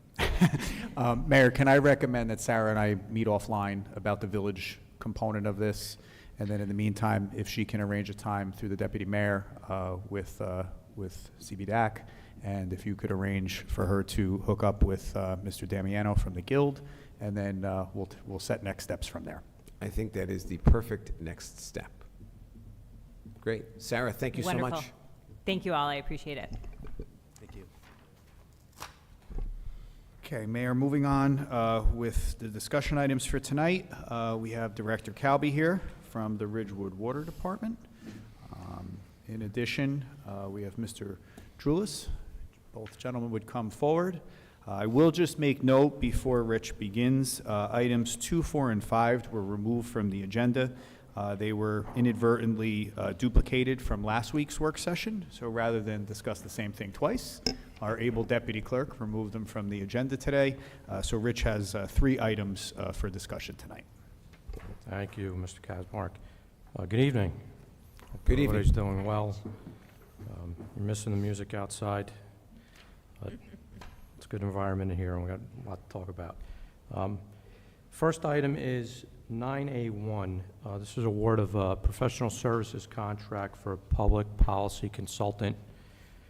Believe it or not, this will be the 6th year for this service. The Village and Ridgewood have employed the firm of Murphy Drulis since 2018. Mr. Drulis is the principal of the company to my right here. I'm going to get to him in a moment. He's going to present some of the achievements that we've made, the goals that we're setting out for the next contract year. The past contract did end on September 14th of this year, so we're proposing to move forward with an additional year of services with the firm. The successes keep growing every year. This year was particularly special in terms of what we achieved. We were able to move legislation that affects directly our ability to treat PFAS. Without that, we would have been years from completing some of the projects. So the efforts that have been laid in the ground for over the 5 years have kind of led to that. I've learned myself what's involved with public policy. It's not just having one phone call. It's a lot of work in terms of creating relationships, building experience, and building trust in what we do. And together with the firm of Murphy Drulis, we've been able to do that throughout the state and even on a national level as a result of some of the grant money we got from the EPA for the one project. This year there is a slight increase in the annual cost. Last year's cost was $27,000. This year it's a total annual cost of $32,400 based on the achievements and especially the goals that we're putting forward this year. There's one very lofty goal that we're trying to achieve that I don't even know if we'll get done in a year. It may take multiple years. I think the increase is warranted. So with that, I'll turn it over to Mr. Drulis to just review quickly our achievements and goals, and then we'll both entertain any questions you have on the matter. Thank you. Thank you, Rich. Mayor, deputy members, council, thank you for the time tonight to be with you. Brevity is a gift, Mayor. I will try to give it. And of course, any questions you may have, I'm glad to elaborate. This has been, and I heard our village manager talk about it before, and Rich, it's a real team effort. When you have your governing body, your elected leaders, your administration all working together, telling a good story, you get results. And the results have been, as Rich said, really came together in the last year.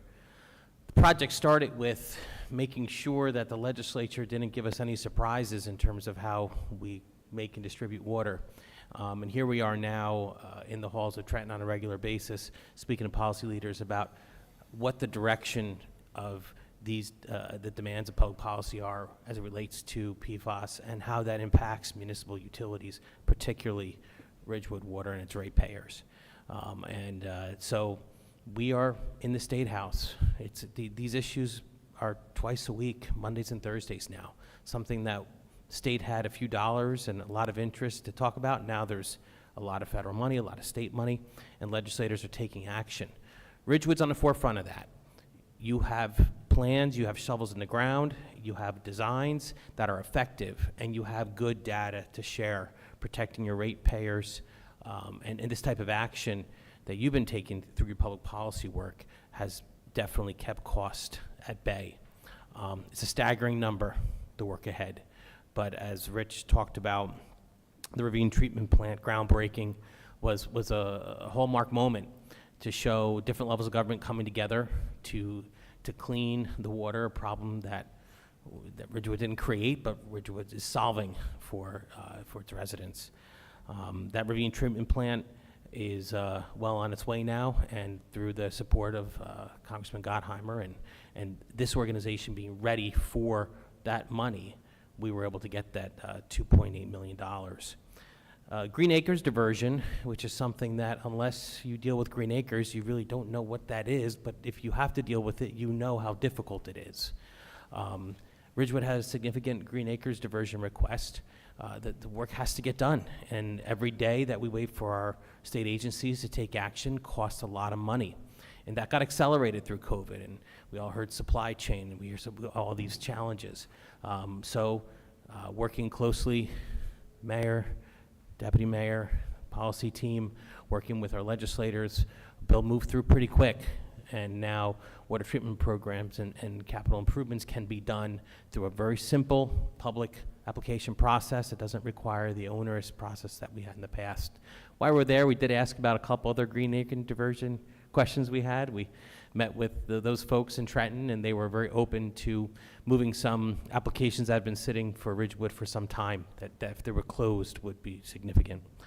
Public relations, we're part of your outward-facing team, talking to the governing bodies in the Ridgewood territory at our open houses. We have open houses coming up. We will be there. We'll be there. We're going to put our blue shirts on, our Colorado Ridgewood Water shirts on, and we're part of your team and helping to greet people and talk about the good things that are going on, but most importantly with our elected leaders as they come through. On the finance side, I call him Professor Rooney, because if you talk to him, he is one of the best CFOs. And with Rich and myself, we've been down to the iBank working through the details on that project and making sure that the timelines that met. The iBank's a great organization, but they too are a government agency that sometimes needs a little help and more information. Rich had some procurement deadlines that were looming. We needed to get some authorization to bid, or I'm sorry, to advertise. We were able to work with the iBank and get that turned around in just a phone call in a couple hours, because we were ready and they were ready and it worked. So those are just some examples of the work we've been doing. In 2023, we'll continue to deliver our weekly updates on State House happenings, our monthly reports on what's on the action taken on behalf of Ridgewood Water. Last year, we tracked 65 bills in the legislature that have material impact on how we operate and what we do. There were 12 bills signed into law. That's a lot for this topic area, so you can see there's a lot of activity. We will work this year to bring back in-person hosted meetings with legislator staffs. It would be nice to be able to bring the people who support our legislators in a room and talk to them and educate them. We've done that before, and it's time to do it again. And continue to build our coalition of similar-minded legislators in terms of the needs of this municipally owned and operated utility to the benefit of the ratepayers in our territory. So those are just some of the things on the plan. I gave you a more comprehensive packet. I'm glad to answer any questions you may have, and I thank you for your consideration. Questions? I have a question. So with the diversion, I know Heather's handling the remaining Broad Street one. How closely are you working with her on that? Because, I mean, I know that it's the interest, and we're, in our cash line of, our pipeline of Green Acres cash is frozen, but I didn't realize it was causing other problems. I'm not working directly on it, but we took the opportunity when we had the conversation with the key people at Green Acres to ask them what the status was. And that call was maybe 6 months ago at this point. They had promised sometime this fall they were going to release some of the money back. So I don't know the status of that currently, but there was an anticipation there from that conversation that this was coming to an end. So. And does Heather know this? Yes. Okay. Yes. I mean, I think we should get an update on the diversion as a second to the workshop, because the sooner the diversion is cleared, we get the money freed up, and then these guys have less restrictions. And, I know if there's anything holding them back, I'd love to see you and Heather go at it together with them, because it's just been there for too long. It's holding us back too much. We could have another phone call. Through you, Mayor, we have a meeting for when Heather returns with myself, Nan, and Heather on the diversion for updates. Rich is perfectly welcome to join us for that. Thank you. Thank you. Pam, did you have a question? Oh, not really a question. I just wanted to say how much I have enjoyed working with Morford Jewellis. It's always an eye-opening experience, and what you do for us in Trenton is just fascinating. And I would urge any of you who haven't sat in on those meetings to do so, because it's very educational. Thank you. Yeah, I echo Pam's comments. I've worked with you guys since I've been on the council, and I know that Rich relies upon you heavily. Ridgewood Water is a giant entity unto itself, and as we've just seen in the last few years, our public policy issues and initiatives are larger than life. And having someone in the halls of the State House is critical to that. This is not some backwater well that we're operating. We have tens of thousands of customers, and there are so many issues raised with it, certainly in the last few years. So I'm personally in support of renewing their contract at the price that they've quoted. Thank you, Mayor. Others? I just want to say thank you, for everything you've done and everything you will do. I know it's a lot of work, and I really do appreciate it. Thanks. Thank you.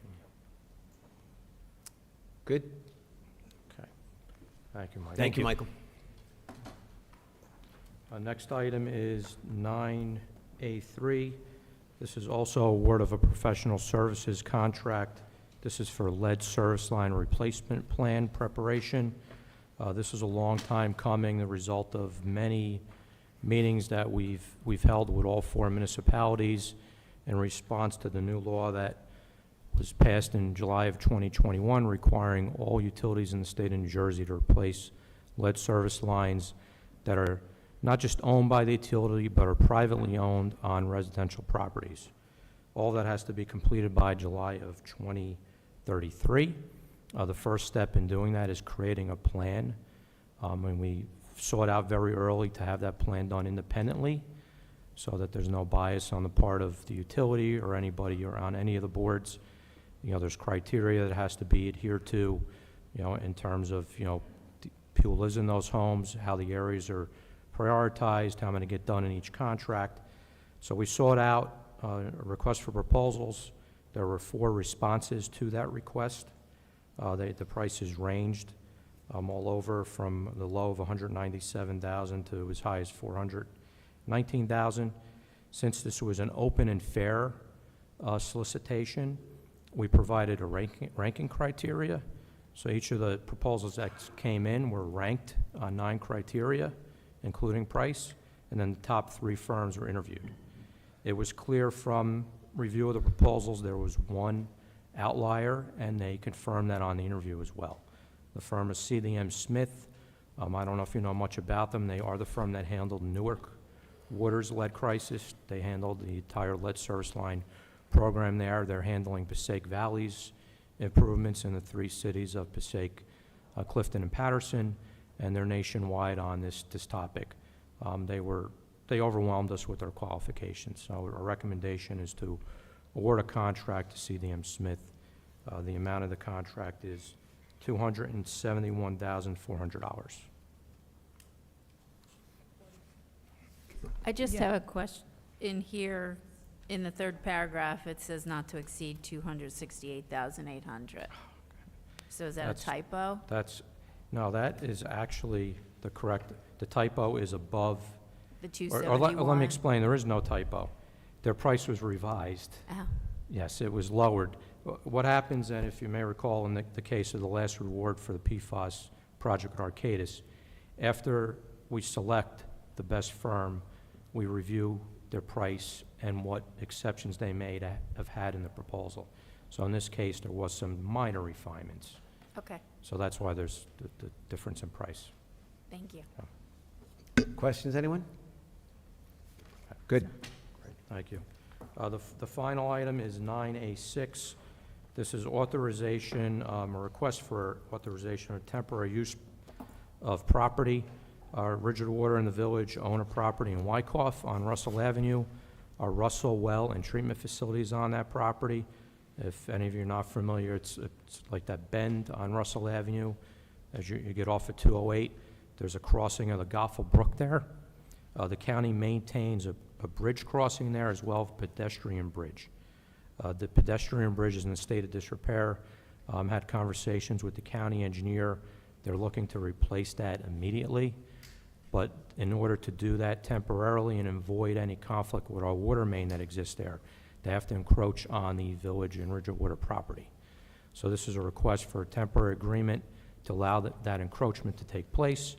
Down the road, when the county eventually replaces the full road bridge, they will incorporate a more permanent structure that may or may not encroach on the property at that time. And At that point, I'd recommend we do a permanent easement agreement.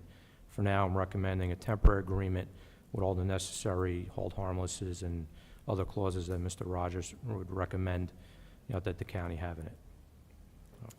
Great. And I will ask on behalf of Boyd, does the county have any temporary bridges that might be suitable to temporarily replace the Kingsbridge Lane Bridge until such time as we can repair it? I can ask the county. I know the two bridges are much different in size and scope. The bridge on Russell Avenue is flat. It's not a long span. I know Kingsbridge is an arch. There's no ADA compliance issues on Russell Avenue because it's flat. And Kingsbridge, I know, because of the arch, has ADA access issues. But I could ask if they have anything available. Doesn't hurt to ask. Yep. Great. Any other questions? Good. Thank Rich, you. thank you very much. Thank you, Rich. Okay, if I may, Mayor, I'd just like to ask the council if they'll indulge me to go out of order. We have John Barry, our village planner, on the Zoom call, and he has an item under D1, under policy, which is to address the recommendations from the annual report from the Zoning Board of Adjustment. That's included conversations with the Village Council and Planning Board. This has been an item that was previously on agendas before the Village Council, and tonight we have John with us to talk about that particular topic. So, Mayor, I think you need to allow him in like you would public comment. Absolutely. I don't see John Barry on here anymore. Am I missing him? Nope. What's that? He's a panelist, so you just have to hit the tab. Okay. John, can you hear us? I can. Good evening. Can you hear me okay? Excellent. Great. Sorry, good evening. Thank you, Keith, for the courtesy and the introduction. The item that's on the agenda for discussion this evening is really the culmination of probably about 4 or 5 months worth of work with some of the village staff that's charged with interpreting the ordinance, the construction official, the zoning officer, along with the planning and zoning boards and the village engineering department. So a lot of folks had input into putting together some recommendations for amendments to the ordinance, which are largely technical in nature.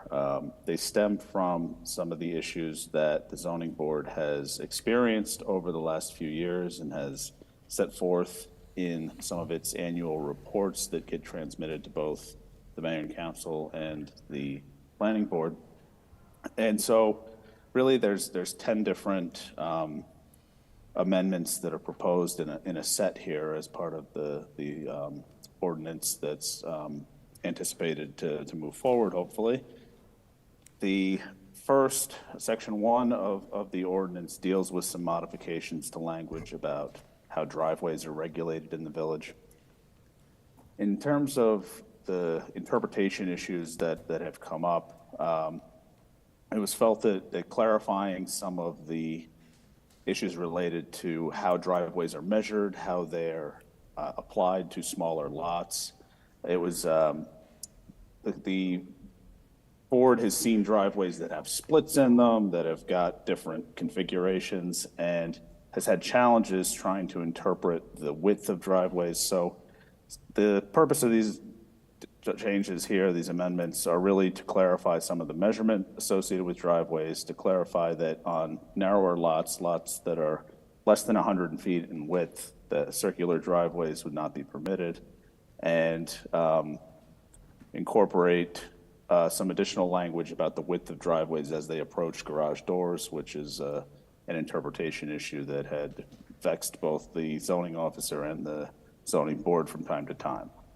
So that's section 1. Mayor, is it easier for me to run through all of them, or do we want to address any issues that may arise with the individual bits as we go along. Council, what's your pleasure? I know we've all read the comments in the letter from Greg Brown. And so let's start with, as I view these are all great, constructive, straightforward changes that we can make. Does anyone have any particular questions about them? I know we've all reviewed them. Well, as to driveways, I've been speaking with Matt Rogers, and we were thinking about whether it would be best to prohibit circular driveways altogether, and then an applicant would apply when there's a hardship or when there's a real safety issue. Would that Yeah, we be- talked about it, John, and with the identification, it's almost setting up as a conditional use or a conditional issue. You're dealing with, lots less than 100 feet in width, and not allowing them. And then really what's the cause of or the only need for a circular driveway is safety, access, and maybe a result of some topographical issues or some other issues that are inherent in the property. So those conditions would be maybe met with a hardship type situation. I don't think it would rise to, I don't know if it would rise to a use variance, but it might just rise to, a particular property being able to show that its location, the street it's on, the configuration of the improvements on the property, whatever it might be, would have, or create a hardship for the applicant to properly use a driveway on the property, or to manipulate car traffic or keep your cars off the street. Whatever criteria they've been dealing with at the zoning board could hopefully be approached by that. I know a lot of time was spent trying to identify the possibilities of when it might be useful or when it might be permitted, but I think in just discussing it, the opportunity to allow the applicant to come in and look for it was still there. It's just the criteria to meet would be a lot easier, certainly on the board, to know that there's a prohibition against it, and that they've got to really come to the board with safety concerns and other concerns that would generate it. Because I think for the most part, they are frowned upon in terms of in front yards. So for a number of reasons, aesthetics, sightliness, dual curb cuts, another access out of a particular property. There's a number of things. So that was kind of the thinking we had discussed. At the planning board, some of the concerns that were voiced were increased impervious surface, cutting down more trees, how many cars are going to be left, 4 or 5, in front of the house, affecting the streetscape. Those were all things that different people on the board had concerns about. So I don't know if you were there that night. I was, yes. And there was probably a solid hour of discussion on the issue, 2 separate nights. So I understand the issues that were raised. So a couple of points I'd like to make with this regard.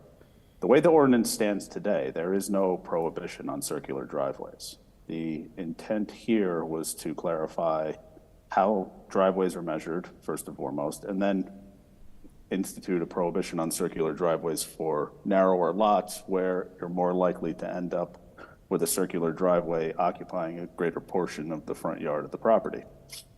As to the overall impervious coverage question, there are, each zone in the village and each of the residential zones certainly includes restrictions on the amount of impervious coverage on a piece of property.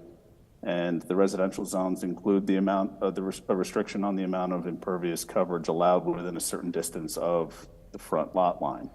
So there are other controls in place that regulate how much impervious coverage they could be, which also kind of steers us away from smaller lots having circular driveways, because there's going to be more of a constraint when it comes to impervious coverage. So there was thought that went into the reason why it was drafted this way.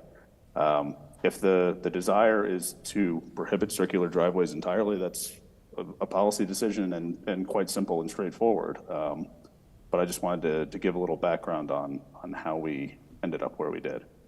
And I'm curious, I can certainly see the issues raised by impervious coverage and by lot size. I don't know that, and this is certainly the first time I'm discussing this, that a complete ban on them is appropriate if you have an adequately sized lot. You know, I don't know that we want to be designing front yards if they have adequate size. What are your thoughts on that, John? Well, I think essentially I agree with your position there in that we determine, in thinking about the practicalities of the impervious coverage restrictions, and the idea that once you end up with a driveway of a certain size, it's going to really restrict what else you can do with the piece of property. And frankly, folks will probably prioritize other amenities on site rather than maxing out the size of their driveway if they have to choose between one or the other. But for a larger property, and particularly some of the very large lots in town have capacity to accommodate a circular driveway along with the other improvements that would go into a property and still be within the allowable impervious coverage on site. So didn't think that it was necessary to recommend an outright prohibition, just looking to clarify some of the issues that have been raised over time and have been experienced by the board and by the zoning officer. So in terms of pursuing this further, might it be appropriate for you and or the Zoning Board of Adjustment to lay out mandatory minimums so that we have better guidance? I mean, I can think of several houses that we pass on a regular basis even on East Ridgewood Avenue that have circular driveways that seem to fit well within the confines of these much larger lots. Could I ask a question for that too? Because I think the circular driveway question isn't just total land, it's front land, and that's where it ends up. Is the ordinance currently written? Because we have several in my neighborhood and several that have been denied. And sometimes when the acreage is deep, the front yard still looks too small for the circular driveway. So is the restriction on, the front yard, or is it total land? Does that make Well, sense? impervious coverage will take into account, a certain area within the front of the yard and also the total yard. So usually those percentages are identified through that. So if a house is toward the front and has a big lot area in the back, that's the type of situation that I guess what the board has been dealing with over years without any real direction with regard to it, since they are not prohibited. The board's concerns, I think, and speaking with Bruce Whitaker, who's the board attorney, is really, number one, the aesthetics, the trees, the sightliness of it, and the opportunity to load the front yard with cars. And those are the things that we're really trying to prevent, and that's why allowing it only in issues where there is, well, if you keep it with a restriction and somebody wants to do it or try and put in a circular driveway, there's got to be a number of things they're going to have to show, which is that it's going to meet appropriate guidelines with regard to the development of impervious coverage, because normally that number, that impervious coverage, that maximum percent that's permitted, covers anything. Covers a pool, covers the cement apron on a pool, covers all these different things that may impact drainage, may impact anything, as a driveway does. So all of those things bear into it, and if you keep the coverage percentage, in a reasonable number, it's really the sightliness and the effect it has on the streetscape that I think was their main concern and what they wanted to do. And that's why we thought, and in talking with Bruce, he didn't seem to have a problem with it, having a restriction on any new ones. I mean, there's many houses that have it now, but restrictions on any new ones, so. So did the zoning board recommend an outright ban? I'm not Zoning board did following. not that I'm aware of. Okay. I only got that in speaking with Bruce Whitaker. We both kind of looked at it from that standpoint. The planning board is the board that actually reviews these things and makes the recommendations on them. And according to John and I guess Pam, the planning board looked at this, and these were the recommendations that came in from the planning board, I guess, right? Yeah, the planning board was recommending all the amendments that John had drafted, but they were also asking the council to pay close attention to the language regarding circular driveways, particularly with respect to impervious coverage, safety, aesthetics, removal of trees, shrubs, and landscaping. That's in Richard Joel's cover letter, and that's in your packet. So I mean, I think an easy way, not an easy way, but it's going to take a little bit more time, is to kick back the concept to the planning board and ask them to take a look at it again, John. But John, you're shaking your head no, and Well, yeah, and Matt, I just respectfully disagree with that for two reasons. One, these are not issues that the planning board really has experience dealing with, and I think I'm hearing a broader concern about circular driveways, and I think the path of least resistance is to simply prohibit them, because the issue today is that it's not clear, the language in the ordinance is not explicit about whether they are permitted or prohibited. It just provides a width. So the interpretation could be that if you have a horseshoe-shaped driveway and you measure a cross-section of it, then if you have two narrow legs versus one wider driveway, you may meet the width in both instances. But if there are concerns about front yard parking, there are concerns about aesthetics, there are concerns about all of the issues that have been raised, I don't know that further discussion with the planning board is going to evolve things anywhere beyond where we are. So I think that the path may be to clarify that circular driveways are not permitted in the village. And then, as you said, Matt, if an applicant has a hardship and can come before the board and make their case, then they may have good justification for the variance that they would need to provide a circular driveway on their property.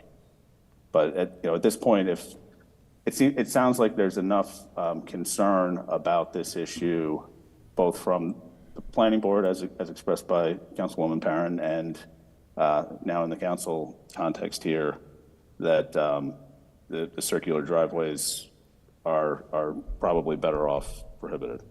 And John, I would just also say that maybe John, you, myself, and Bruce Whitaker may just have a quick conversation about it.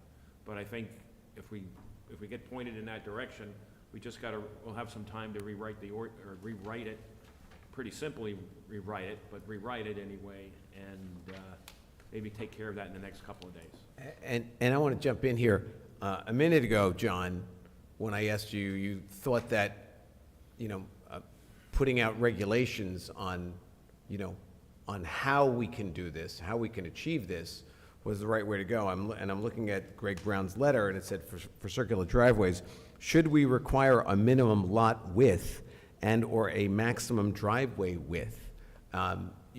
That's where I thought we were going with this conversation. I know Pam suggested a complete ban. I'm not there yet myself. I would like the zoning, whether it's the zoning board or the planning board or whatever the most appropriate board is, to look at this and say, is there a way that we can do this so that it meets the issues, it addresses the issues that we need to address with circular driveways? Because again, I know that if the lot is big enough, that it can be an aesthetically pleasing look, and have more than ample coverage, or excuse me, not too much impervious coverage. So my own view of this is I would like the zoning board to look at this and say, is there a way that this can be done reasonably? And if there isn't, then fine. But that's not the question that was posed to us here. So, we took a big jump from the question that Greg Brown posed to an out-and-out ban. So, Mayor, I'll point out that under number 3C, which I guess is on the second page, I believe, of the document. Those are really those specific items that Greg's letter referred to. So that's the 100-foot of lot frontage, so essentially the width of the property at its front has to be a minimum of 100 feet. And the maximum width of the driveway itself cannot exceed 12 feet at any point in the front yard. So those comments that Greg set forth in the letter were certainly addressed in this ordinance. And in response to what we discussed. Could you hang on just one second, John? We're just trying to find the document that you're referring to. It goes from zoning It's on back the to planning. It's on the planning board But addendum. is it 91? It is, where's the, hold on. This is then, No, hold on, I think it's, no? It's behind Richard Joel's cover letter. yeah, I don't even see Richard Joel's cover letter. What number are we talking about? It looks like 91, it's the second staple. I don't know, okay, maybe I'm missing I'm looking it. for it too. And I know I had it. Oh, here it is, Yeah. okay. Thank you. It looks like this. Yeah, I had it before. I'll You're on just, which page? You can just look at mine. yeah, I'll just, okay. All right, so forgive me, John, if you could start that again, because we were all searching for the document you were referring to, so. Sure. Unfortunately, I don't have the same document that you have in front of you, so I might, if I reference a page, it may not be correct. So let's see if we can both proverbially and literally get on the same page. Well, here, the one that you're referring to, 3C, says, "No residential property Yes. with less than 100 feet of lot frontage or a non-conforming front yard setback shall be permitted to have two curb cuts, i.e. a circular driveway, on the same street. Where circular driveways are permitted, the maximum width of the driveway shall not exceed 12 feet at any point within the front yard." And I believe that this is the recommended ordinance that that's being presented to us. So. That's correct, yes. And so do those minimum requirements set forth in 3C satisfy you and the zoning and/or planning boards? Well, they satisfy, as far as I'm aware, they satisfy the zoning board generally. The planning board, there was a little bit of discussion and some dissent about whether or not circular driveways should be prohibited. But at least I'd say a plurality of the people who voiced opinions didn't have strong feelings one way or the other. I worked on that language in concert with the zoning officer and construction code official, and they were comfortable with that interpretation.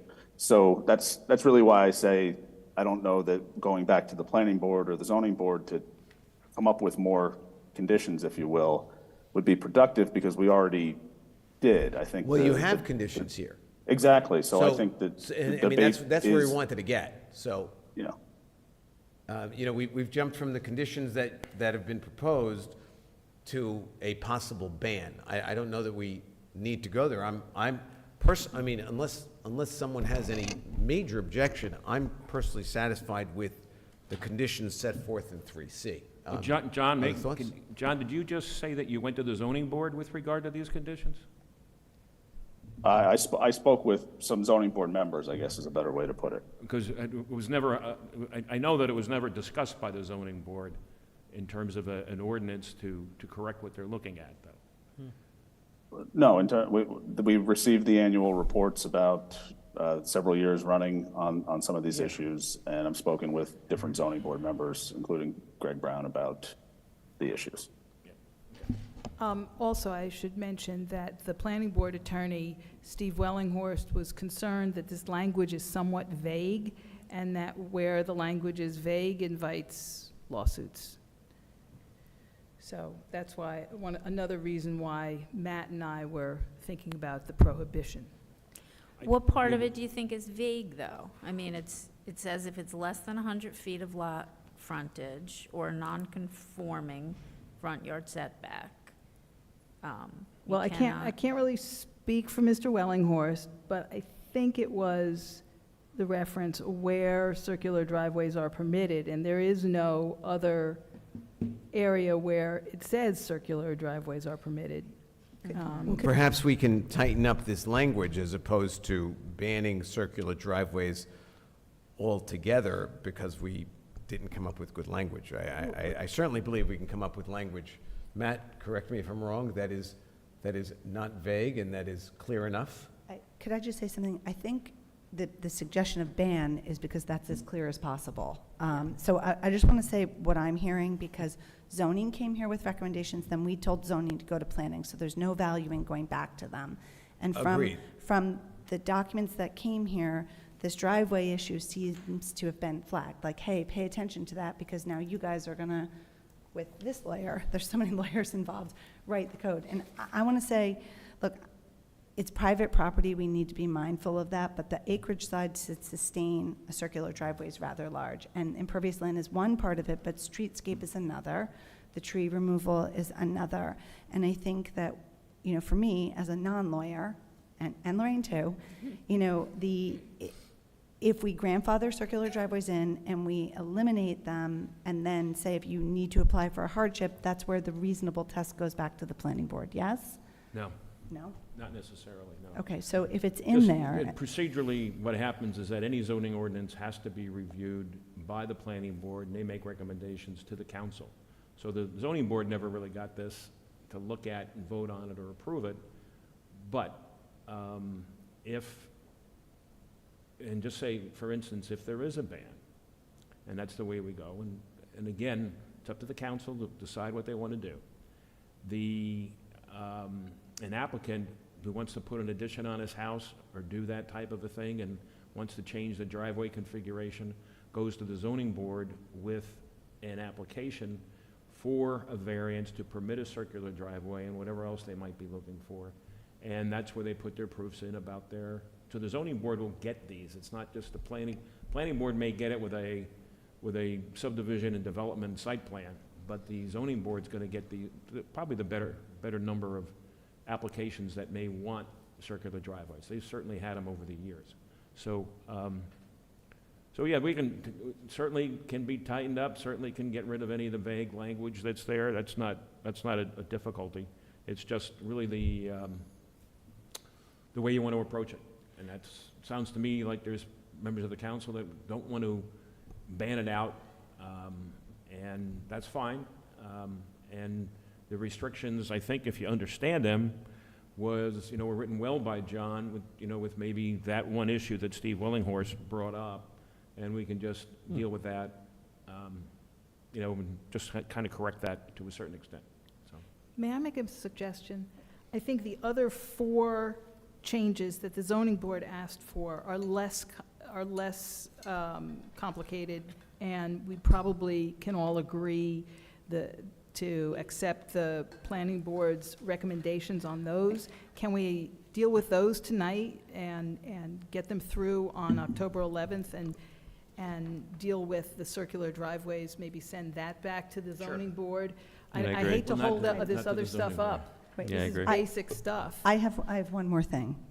I'm fine with that, but one of the things that I want to introduce is on the zoning note on March 14th of 2023, this is going to be appealing to Lorraine and Pam.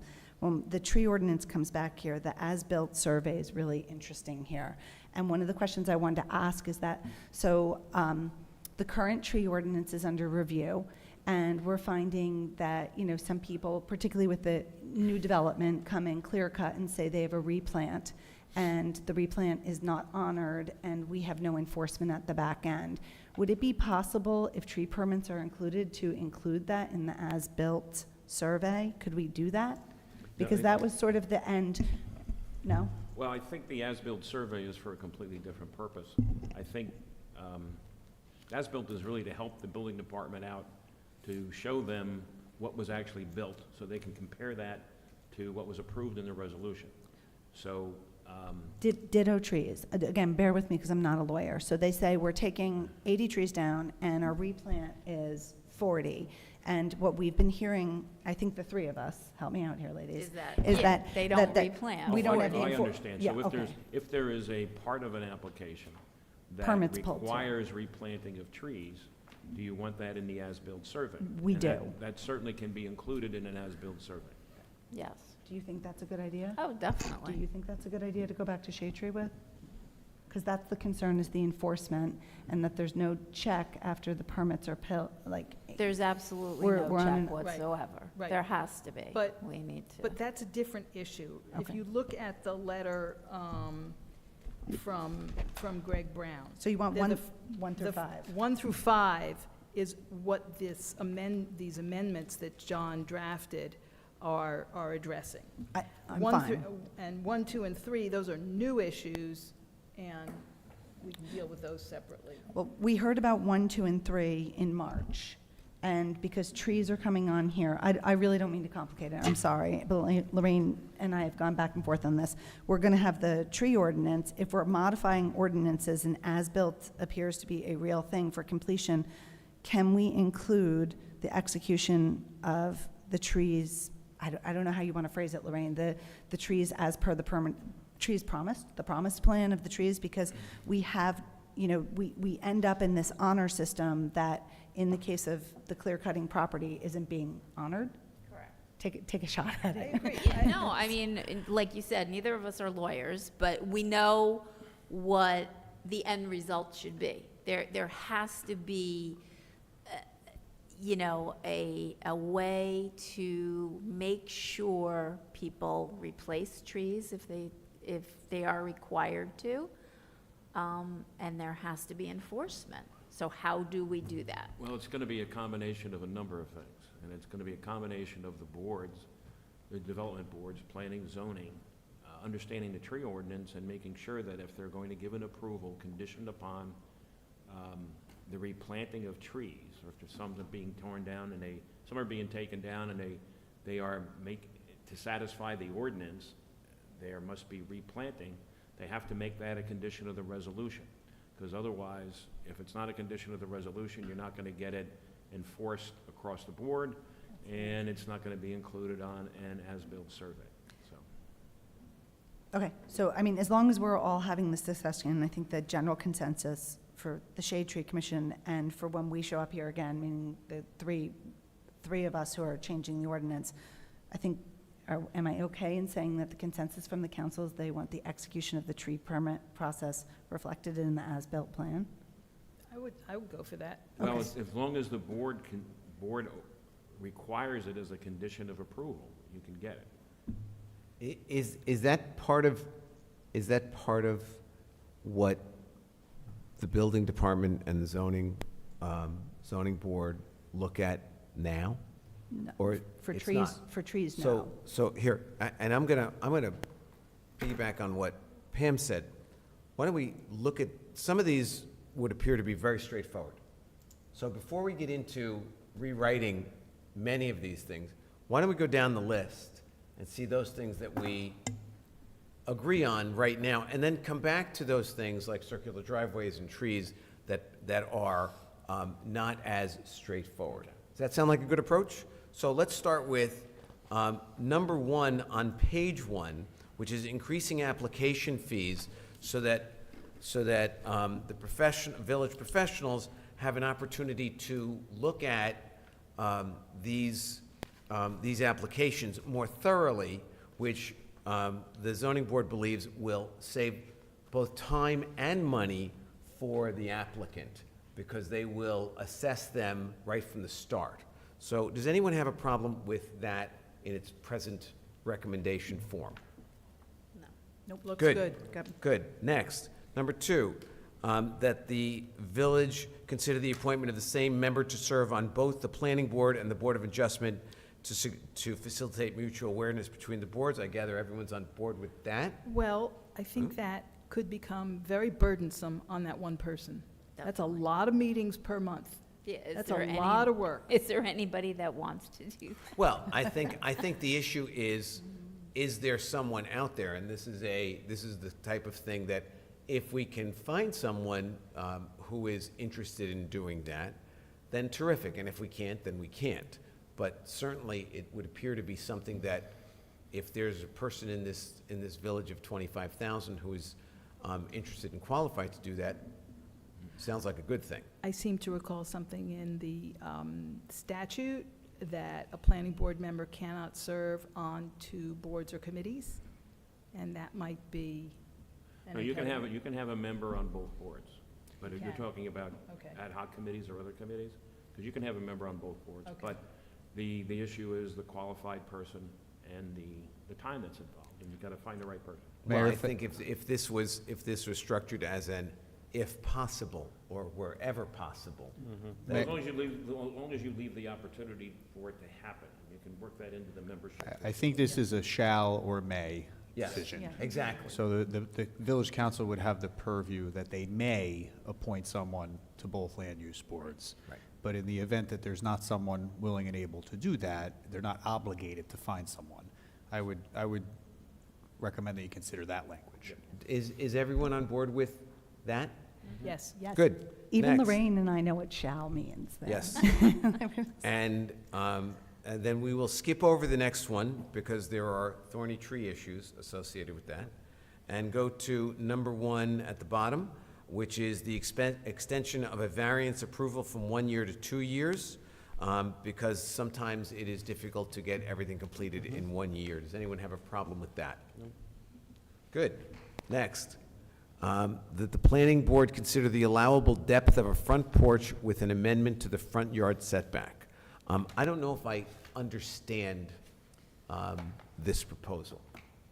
Let's see. We have the draft language here in, well, it's actually under driveways, but it has to do with porches.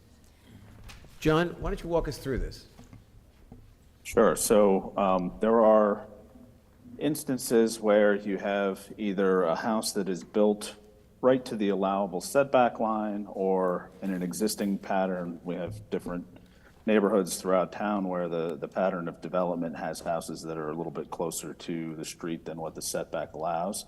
And what the idea here with the amendment is to essentially allow for a 5-foot encroachment beyond the existing structure, which is a fairly typical front porch size, usable without being oversized or ostentatious. And where you have a hardship based on the location of the structure, essentially, whether it's right at the setback line or in a non-conforming situation, to allow for the installation of a front porch without having to go to the board for a variance. I think the genesis of this is really that the board has seen a lot of applications that have these types of circumstances and tends to approve them. So rather than have somebody go through the time and money expense of coming to the board, where under certain circumstances, the board has a pattern of approving these types of applications, essentially to allow for these limited exceptions under certain circumstances. And that's an excellent explanation, because now I understand it.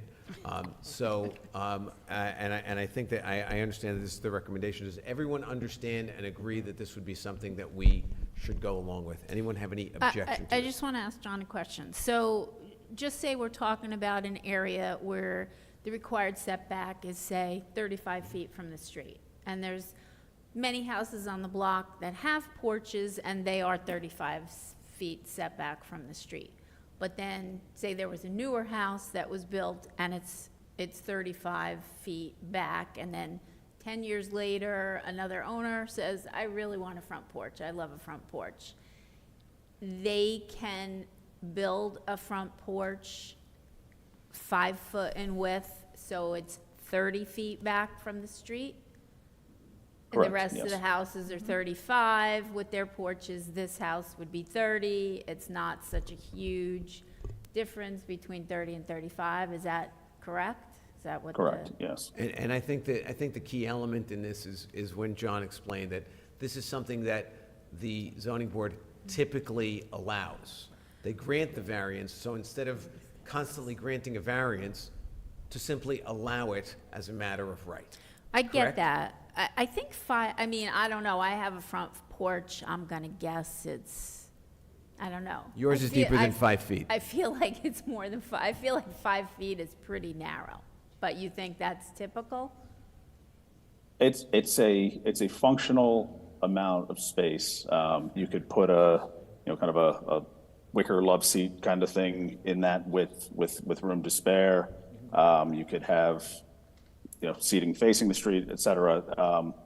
I think it's a functional amount of space that provides the aesthetic benefit and some of the desirable qualities that go along with having a front porch without giving too much of a reach beyond the allowable. That's my concern. If we're going to allow that extra 5 feet, are people going to come and ask for a variance for 3 feet? Say, well, I really want an 8-foot deep porch. Are we going to create more problems by allowing that 5 feet, and then people are going to ask for like an extra couple of feet? Well, there may always be people who ask for more. That keeps the zoning board in business. People are always going to be looking for a little bit more here or there.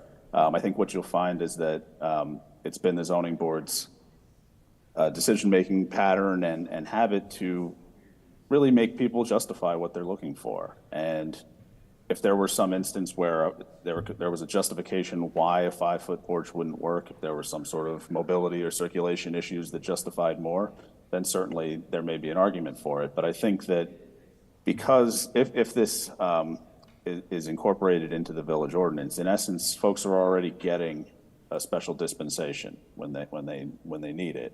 And so asking for more is frankly going to start to look greedy. And the board will probably have a stricter view of those types of applications in the future. Okay. I mean, that's the only concern I have. As long as we feel that the board will be strict, if people come back and ask, you give them an inch, they ask for, 5 inches type of thing. And really from a planning standpoint, as somebody who would advise the board and advise boards in other towns, that there really has to be, for this type of relief, you need justification that really makes sense. And what we're doing here is there's a lot of justification for adding a modest front porch onto a lot that has a hardship in terms of where the building's located. That's what the ordinance is allowing, more or less as of right, without the board process. Going beyond that is going to be a much tougher sell than the initial ask would be today if somebody came in and just asked for the basic 5-foot porch. So. Okay, thank you. And I think the critical element of this is that it is routinely granted. So this saves both the board and the applicant time, effort, money. And again, as Lorraine said, and she's absolutely right, so long as the zoning board is strict with its, okay, we're going to give you 5 feet, but we're not going to give you 6 unless there is a very compelling reason, which is what it should be. So is everyone here? Does anyone have any objection to this change? No? Good. Let's move on. Number 3, and this is another one I'm going to need one of your excellent explanations. We suggest the planning board look at replacing the existing setback rules with a minimum maximum calculation to neighboring properties. What does that mean, John? Sure. So this one it's a lot of language in the ordinance to get to what is a generally kind of common sense approach. When you have some of the neighborhoods where today the required front yard setback maybe is 40 feet, but the houses along the block were built 80, 90, 100 years ago, and they were all built at 25 feet or 22 feet. Well, putting a new house into that block and setting it back an extra 15, 20 feet would look out of character. And so the purpose here is to, in instances where you have a prevailing setback along a block, to use that prevailing setback as the standard rather than the broader zoning standard that may apply. And so the goal would be for any new construction or additions to essentially match the streetscape character in the context of where they're being proposed, rather than a zoning standard that may apply much better on 2 blocks over or across town that just happens to be in the same zone. So it's a little bit more of a contextual look at how the front yard setbacks are measured and applied, rather than a little more of a one-size-fits-all approach. And another excellent explanation, thank you. And my follow-up question would be, when would this minimum maximum calculation to neighboring properties be utilized in lieu of the 40-foot setback? So when an applicant comes in to make an application to the zoning officer for whatever it is they'd like to do, it's their obligation to show what the pattern of development is with their neighboring properties on the same side of the street. So they could come in and say, I'm on whatever street, and all the lots are set back 40 feet, so that's our standard setback, that's what I'm applying. And it would generally be in their interest if it were elsewise to come in and say, I've got this drawing that shows you the lots going 5 down one way, 5 down the other way. They're all set back between 22 and 25 feet. So I'm going to apply a setback in that range. And the zoning officer would then review that and agree. Like I said, there's a lot of language in the ordinance that gets us to that point, but that's the basic gist of it. That seems to make a tremendous amount of sense to me. Does anyone have any problems with this or questions? Good. Move on. For driveways, please clarify when and how much a driveway can be widened leading up to a garage. We have in the code what the curb cut should be, but no direction around when you can start to widen the driveway as you approach the garage. So a very important driveway issue that has nothing to do with the shape of the driveway in terms of circular driveways, but where we have, when we have homes with front-facing garages, there's been confusion about how to apply the ordinance when it comes to driveway width. Because if you have a 2-car wide garage, but you're limited to, say, a 12-foot wide driveway at the street, you wouldn't be, if you kept it at 12 feet all the way back, you wouldn't be able to access both doors of a 2-car garage or the full width of a 2-car garage. So the language that we essentially came up with is similar to an informal approach that out of practical need the construction department has taken at different times, is to essentially allow for the width of the garage, the driveway to extend to the width of the garage for a distance up to 24 feet from the garage doors. So that gives you ample space to back out of a garage if needed, to maneuver a little bit, and get practical access to the full width of a garage. So depending on where your setbacks are, how far the building's set back, the driveway would taper at some point, but you'd be allowed a driveway width for a 24-foot distance from the garage door face that's equal to the width of the garage. Again, that makes tremendous amount of sense to me, especially since I've realized as you're saying it that I have exactly that kind of curb cut and double garage, single car curb cut and double garage. So does anyone have any issues with this change?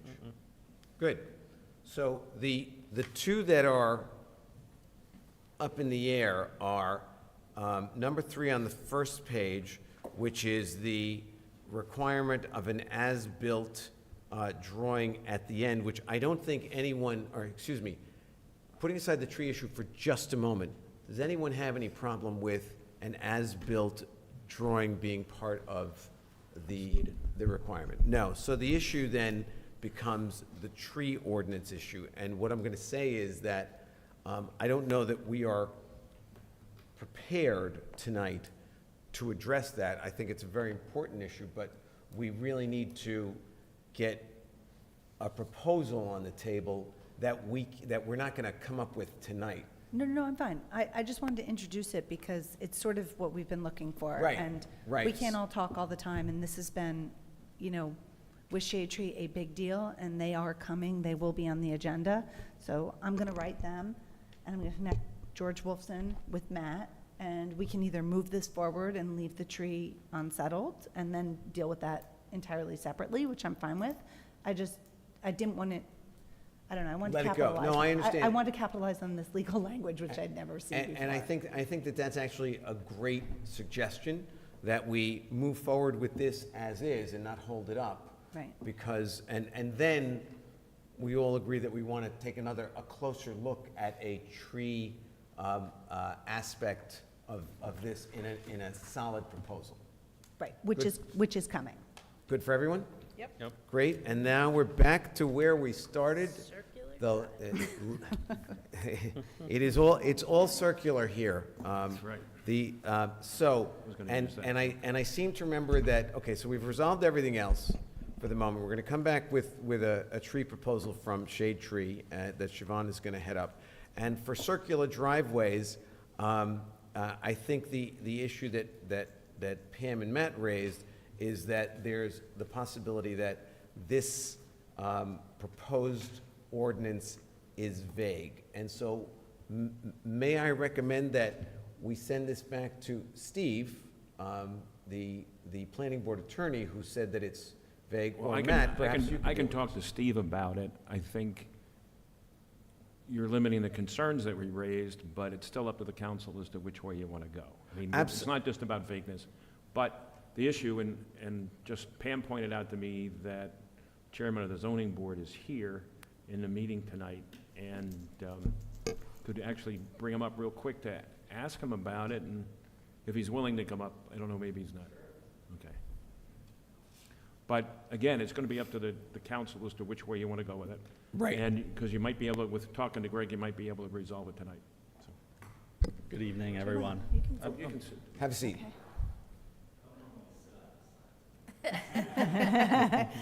Just make sure your light is on. Good evening, everyone. How are you? What would Good the zoning evening, board Mr. like? Barr from far away. Greg. When it came to circular driveways, certainly if the council has the opinion that they just want to ban them, then as a zoning board, we would be fine with that recommendation. We certainly looked at it from the standpoint that there are likely properties in Ridgewood that would allow for more of a circular driveway. So the question was, how could we restrict them?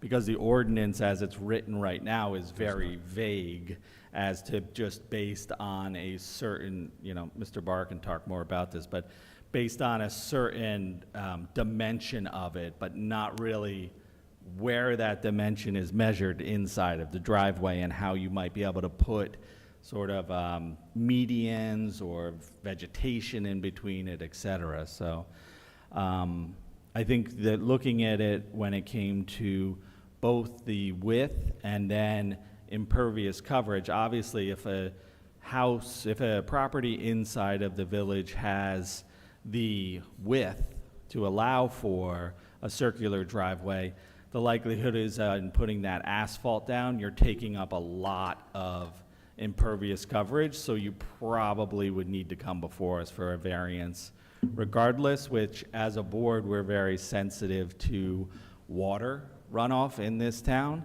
And so we're very sensitive to all of the, any sort of large deviation from impervious coverages. And then I was wondering, like, if somebody has or wants a circular driveway, they also want to put their cars in the garage, so that's another part of the driveway. I mean, that's a lot of impervious surface. And also, if you're not allowing the smaller properties to have circular driveways, but the big properties are allowed to have circular driveways, is that equitable?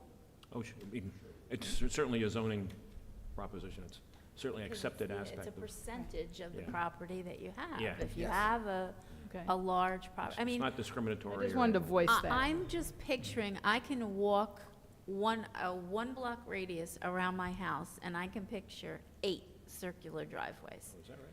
And I don't think any one of them look bad. I think everybody has done it very tastefully. It's very well landscaped.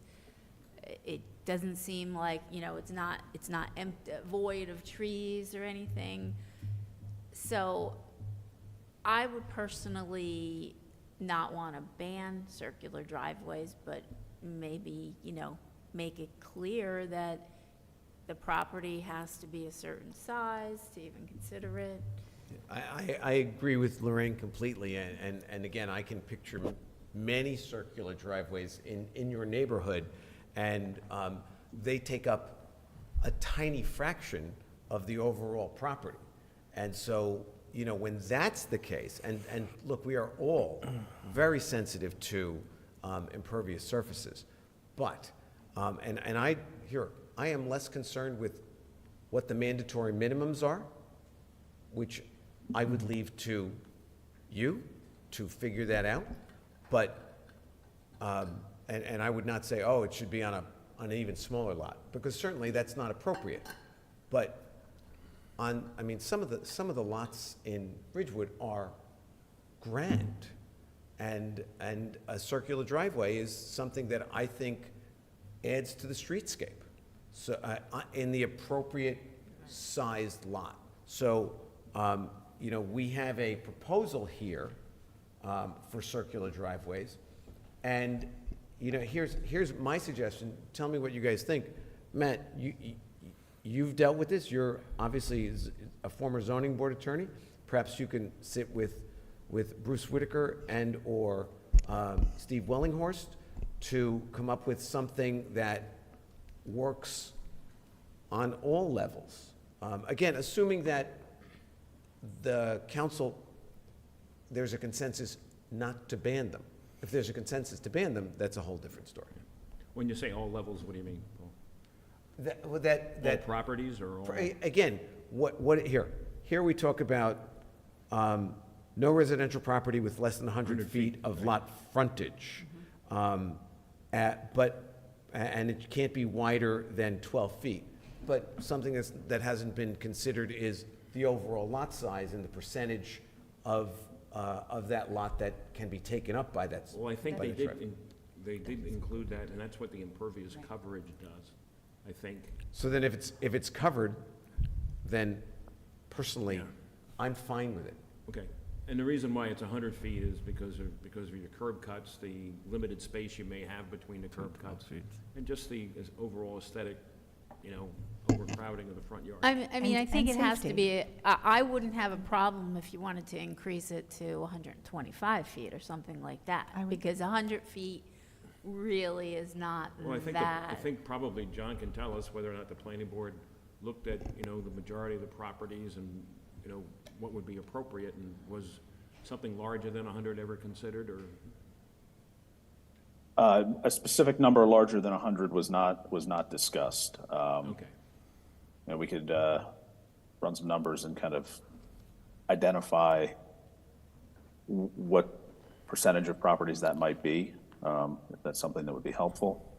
And when you consider the impervious coverage percentage allowable, if you got 100 feet frontage, you're gonna have probably a lot size that's big enough to handle the impervious coverage and a circular driveway. And that's what you guys decided, right? I mean, that's what you guys Right, and recommend. the impervious coverage standards apply regardless, and any driveway would count toward it.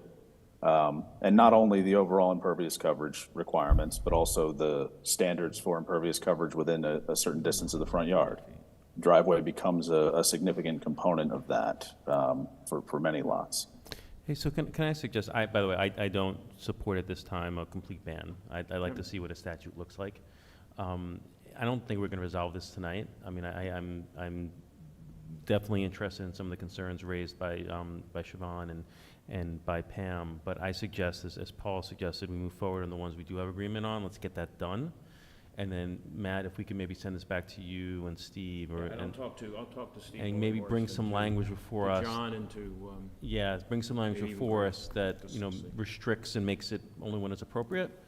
And then we can discuss amongst ourselves, but again, I don't think we're gonna resolve this I tonight. think I'll be able to report back within our next work session. I think that Great. works. Sounds good. All right. Just to be brief, but as a clarification to that real quick, there is, as Mr. Barr stated, there is a restriction to impervious coverage. Most times with R1s, I believe, it's within 140 feet of the front lot line. The likelihood is if a house, even though you might have 100 feet, a house is probably at that 40, 45-foot setback. All that impervious coverage sitting there with a driveway going to a garage. The likelihood is, unless you have a larger lot, you will not have the impervious coverage. You will be over with impervious coverage within 140 foot of the front lot line. So, thank you. And I just want to say real quickly, to be brief, I want to very much thank all the professionals, Mr. Barr, Mr. Rogers, Mr. Whitaker, everyone that we deal with, Heather, Jane, and everybody, and the council for actually bringing this to a discussion. Just myself, I was appointed 8 years ago on the board, which means there's been 7 or 8 years worth of letters that have come that probably, if you look back, are very similar. And a council has never brought up, you know, talking about some suggestions that we have. So I want to say thank you very much. It's very nice. And we want to say thank you very much for bringing them to us, because you guys are toiling away with these things month after month, year after year. And what I'm going to say, and I know I speak for the council when I say, when you have more suggestions that are to the benefit of our residents and our community, bring them here. Obviously, we're not going to rubber stamp them, but we're going to look at them hard, and you're in the trenches there, so what you say matters. Thank you, Mr. Mayor. We definitely have some more that we've come up with this year that we don't want to gum up the process with, so you'll get a new letter at the end of March. That was a rhetorical statement. It was, no, bring them. Thanks, Greg. Thank you, John. Thank you. And thank you, John. Appreciate your help. Yeah, my pleasure, and I'll be happy to further discuss the circular driveway issue with John, I'll with give you a Matt call, in we person, can talk whoever. about it. Yeah, sounds good. I appreciate the consideration on everything else, and hope they'll move forward and be to the benefit of everybody in the village. Mayor, through you, I'll circle back to Part C of the agenda, which are work session items under the heading Budget. First, we have an award of professional services contract for replacement of underground fuel storage tanks. I'll call your attention to 9C1. This is a memorandum from Chris Rudeshauser, our municipal engineer. The village underground fuel storage tanks are past their life expectancy of approximately 30 years. Current tanks were installed circa 1987. Attached is a proposal from MCK Engineering PC. He is recommending a professional engineering design services contract for the redesign of the village's underground fuel storage tanks be granted to this firm, the amount not to exceed $15,000. Funds are available under ordinance number 3854. I can tell you that when I met with Chris upon arrival here in Ridgewood, this was one of his top shelf issues, in addition to support from Mike Junta. So we would like to move forward with this redesign as soon as possible. If I can clarify something, I was a little confused by this, whether this is for design only or for design and inspection. And I spoke to Chris about it. He couldn't be here tonight, but they did not get, MCK did not give a price for inspection. Therefore, this $15,000 is just for design. Right. It might be that MCK will come up with a price for inspection, or we might do it in-house. But I wanted you all to know that this doesn't cover inspection. I also asked Chris, how much would you ballpark the cost will be for actual removal of these tanks and replacing them? And he said somewhere around $700,000 to $900,000. Yeah, it's a significant sum of money, and the inspection aspect would require another contract with the firm. But I'm in favor. Anybody have any questions or any problems with this? Thank you. Good. Okay, item 2 is award of professional services contract for the repair of the pedestrian tunnel ramp at the Ridgewood train station. So in light of the events of the flooding, some of the memorandums and resolutions were caught in that mix, and I do have a memorandum from Chris on this. It basically reiterates the proposal that we have been provided by Conley and Hickey. There is a supporting resolution. We will circulate that to you. I received it tonight. He prepared the resolution, and the scope of services here is listed on page 3, and the total amount is $53,800, and this is for the redesign, I should say, of the underground pedestrian tunnel at the train station. Questions? I'm in favor, but I do have some questions for Chris. For Chris? Okay. I mean, if you'd like to hold it until you have the memorandum, you can hold it to November. I know this was sort of a priority project, which is why when I received this, even absent the memorandum, I wanted to present it to council as soon as possible. Your call, Pam. And for the record, there is funding available for this in an open bond ordinance, too. I confirmed that with Bob Bruno. I'd say let's go forward. I'll ask him off. Okay. Later. Everyone good with this? And Pam, if you want to submit, I know Chris is going to be away, but if you submit questions to me, I'll try to get answers to you before you vote on the resolution next week, Yes, if that accommodates it. that's good. And if I even need to send it out directly to Conley and Hickey to answer the questions, if you email them to me, I'm more than happy to try to facilitate that for you. Okay? Thank you. And could we get the answers? I mean, I'd like to see them as well. I'll share them with you all. Thank you. All right? No, you can't have them. Okay. Item 3, 10, and 11 are all connected. So bear with me on this. We have a situation, or we had a situation on level 3 of this building where there are some structural concerns in the interior facade. If you just follow me real quickly to item 9C11. You can also pull 10 out because they go in sequence here. So on level 3 of Village Hall, there have been 2 reported failures. Chris declared an emergency situation in order to try to get this situation corrected over the Columbus Day holiday. Keep in mind, these failures did occur before I was here. It was a matter of being able to figure out the funding source, which is another aspect of this ask tonight.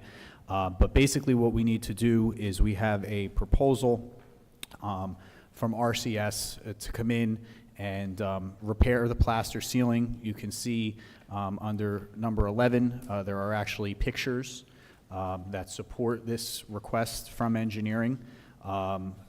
The entire facade of the ceiling needs to be repaired in certain areas of the building. And there is a map of the 3rd floor that delineates where these areas of plaster will need to be removed and replaced.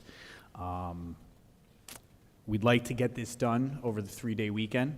The contractor indicates that they can do that, and we'd like to schedule that work just so we're not disrupting the operations of Village Hall.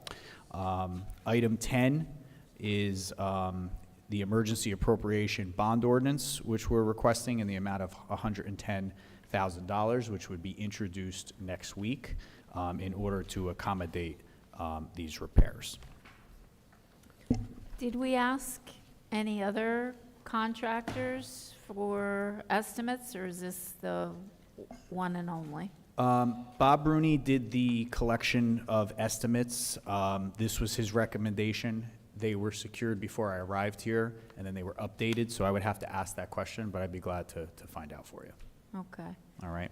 So, I mean, I'm just curious as to why. And it is being treated as an emergency as declared by Chris, so we are only required to get one. I don't know if he spoke to any other firms. Well, when did this happen, do you know? It was before my arrival here. So that's quite a long time ago. So why all of a sudden is it an emergency if it wasn't? Because I told him we had to fix it. Good. And somebody was injured. And that's not casting any dispersions on anyone.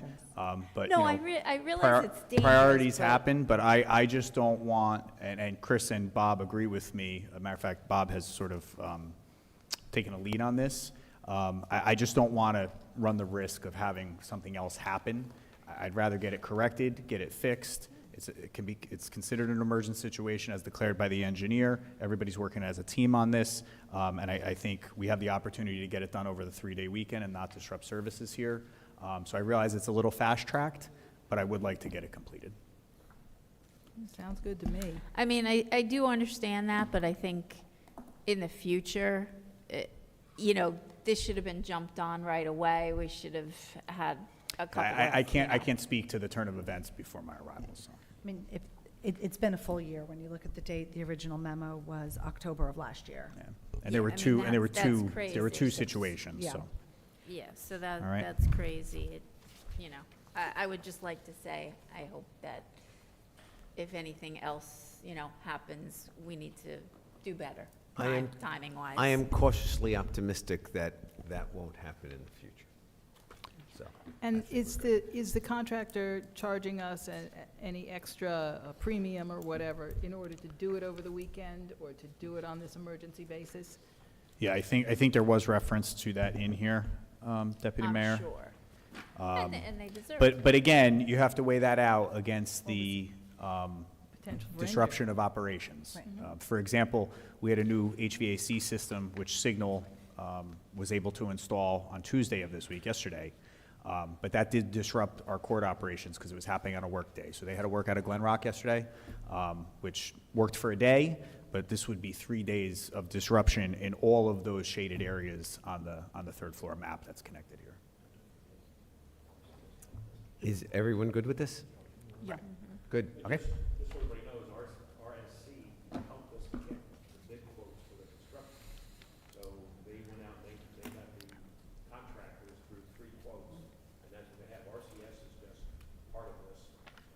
But the money that we're appropriating for the bond is for the contractors to go in and fix it, which were the quotes that RCS got us.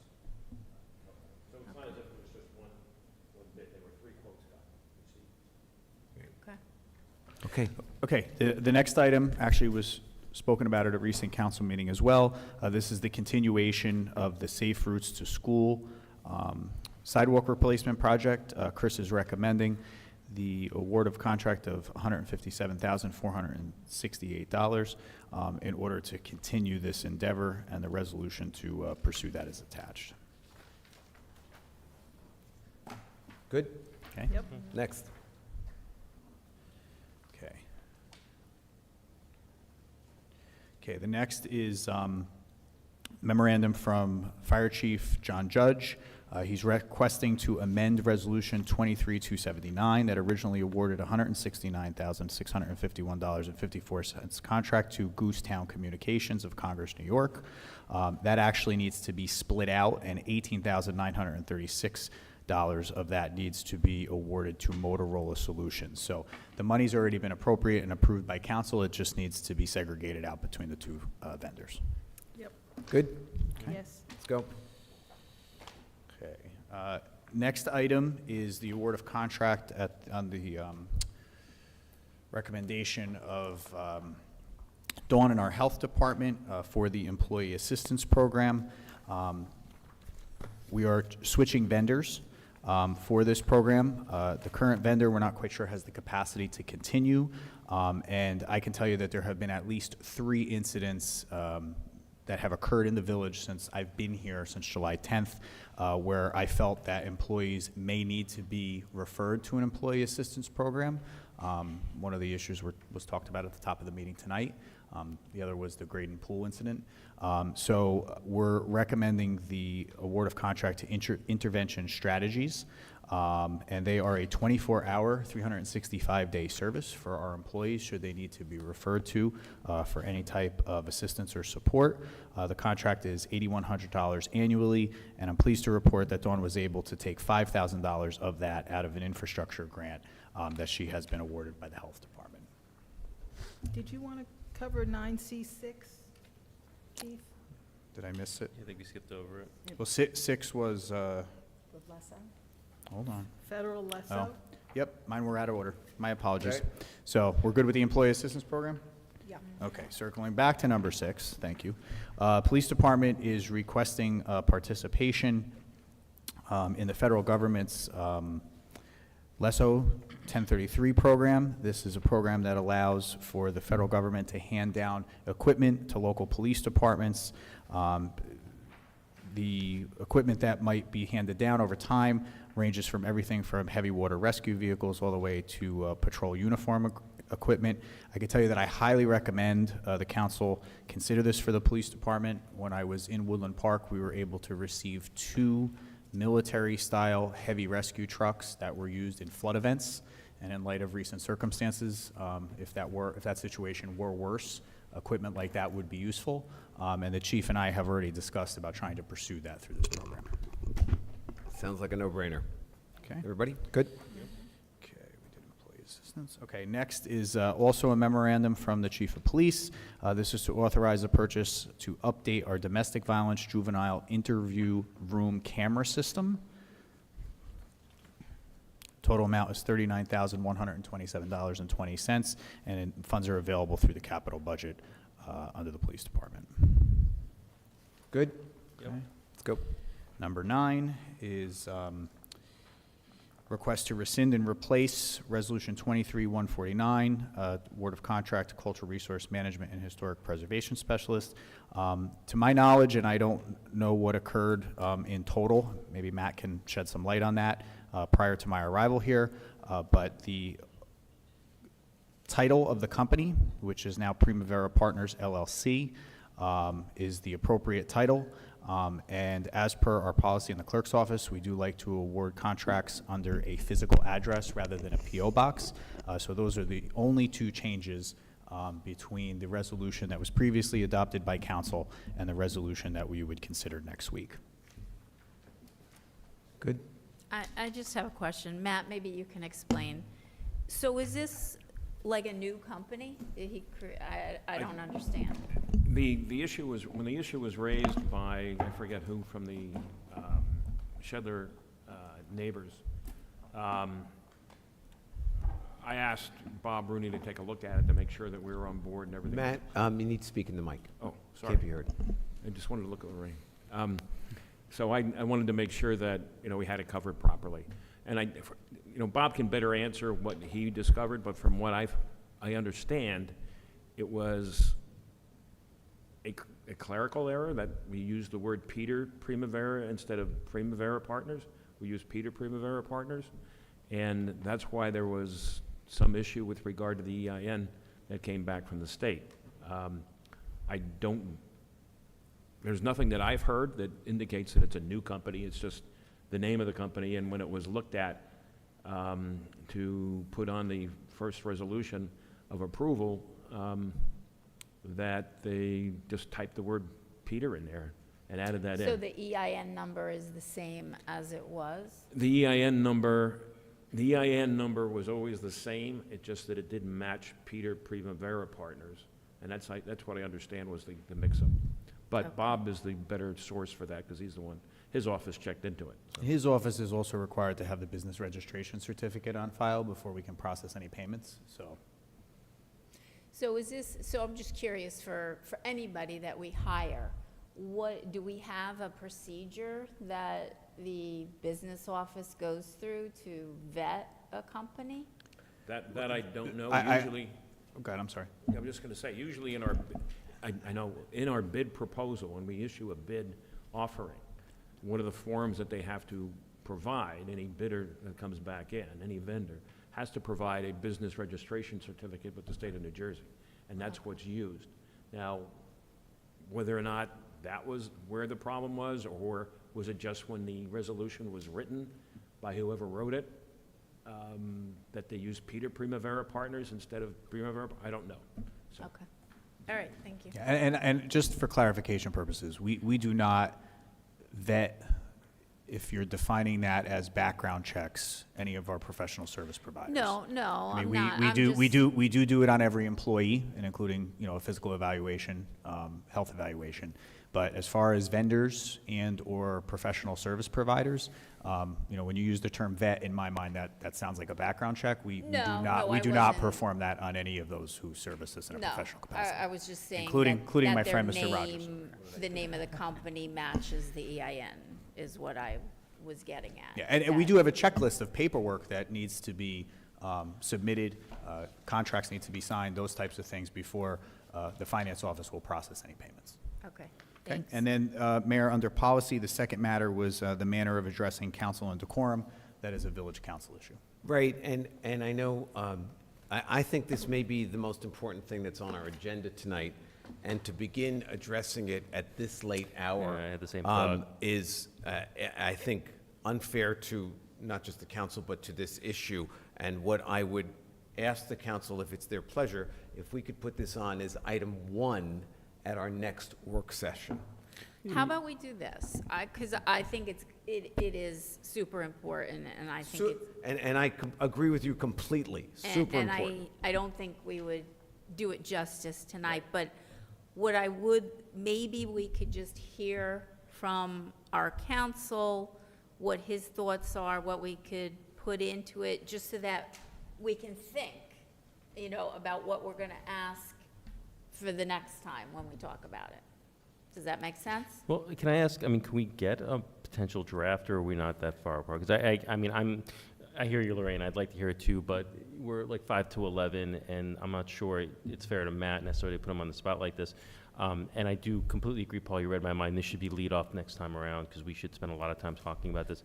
Is it possible to give us a draft of some ideas? Because I suspect that's where we're going to wind up next time, or you think it's better to have the conversation I wouldn't know first? where to start on a draft, Evan, just because Right, we everybody's haven't had got a different discussion. ideas about how to deal with it.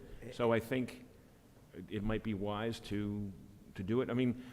I'll just say briefly that this came about as my discussions last week with Lorraine about dealing with this issue, and how our ordinance that deals with any disruption in our meetings was never really anticipated some of the things that we've seen here. And so one of the big issues is going to be how much do you want to regulate and how do you want to do it? But it just basically controls somebody if they're at the dais and there's a man at the dais at the podium and they're speaking and they're being disruptive. What do you do, and how does that work? It doesn't deal with the audience. It doesn't deal with where to go with any issue that might occur while somebody is speaking or something like that. So those are the thoughts that Maureen and I discussed, and I think that's the ones that you can approach. You can try and anticipate just about every scenario that you've seen, from the dais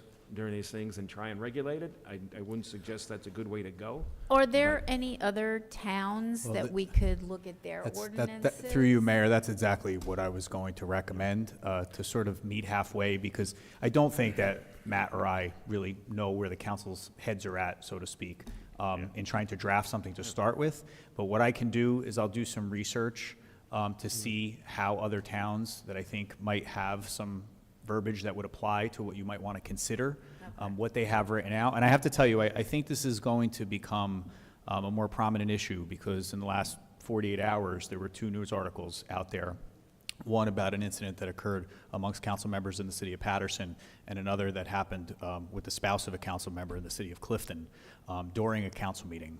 So I think that these types of discussions are going to become more prominent amongst governing bodies throughout the state, because there seem to be certain incidents that are occurring. That being said, I'm glad to sift through some ordinances from other municipalities, and if they have verbiage that I think could be a good start-off point, I'll share that with Heather when she comes back from vacation, and we'll start to prepare that for the next work session. And then we can have them in our next packet. Yeah, I would well, actually, I was hoping we didn't get them, make sure we get them well in advance of the meeting. Sure. And certainly, I would anticipate a lot of discussion on this, so let's maybe make the agenda next time around fitting, so that we know there's a big chunk of time for this. Yeah, well, we have a little gap now between meetings, because we'll have a public meeting next week, and then we have the off week.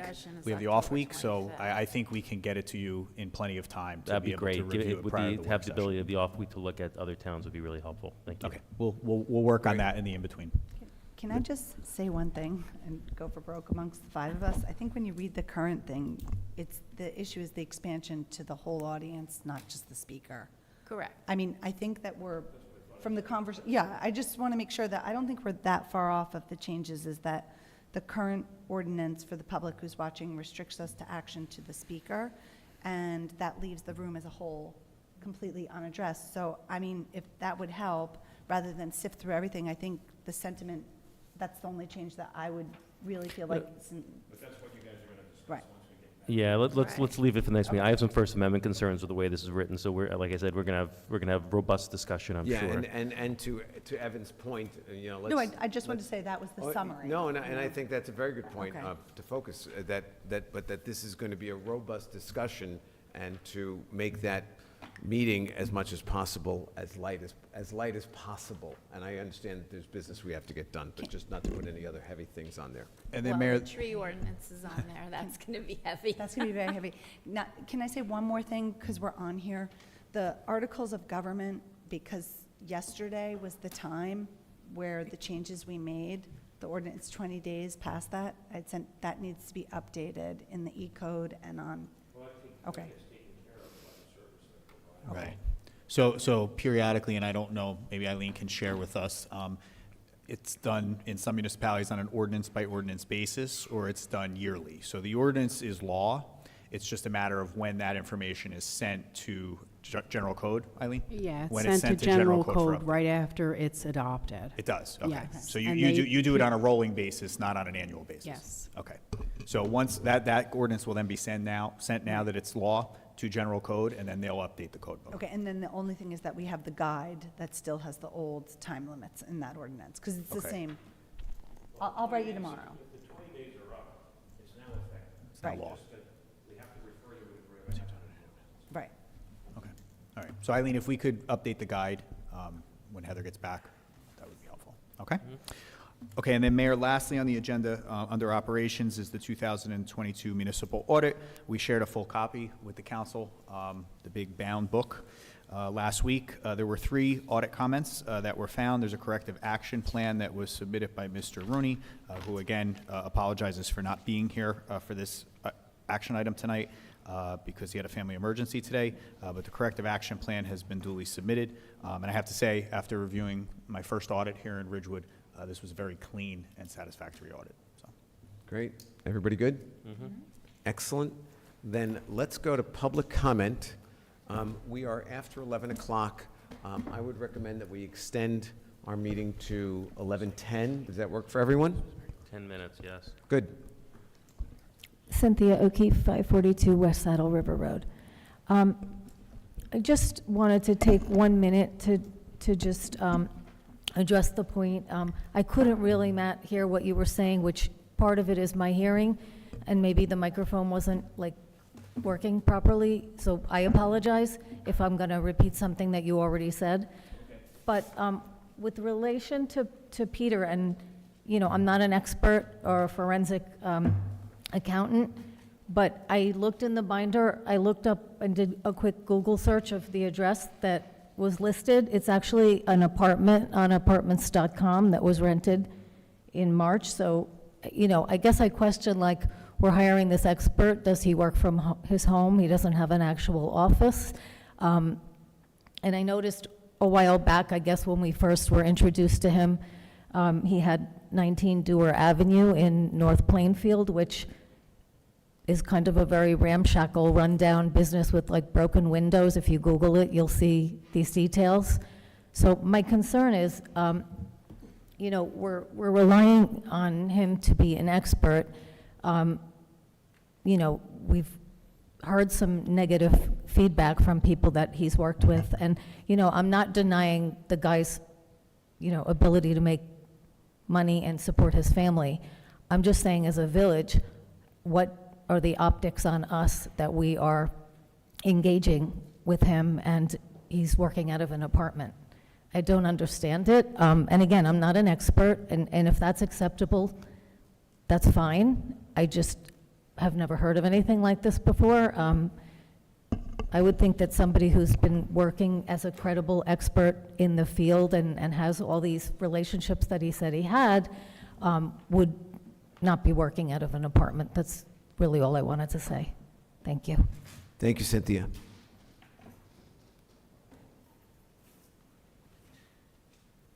Good evening again, Mayor and Council. Boyd A. Loving, 342 South Irving Street.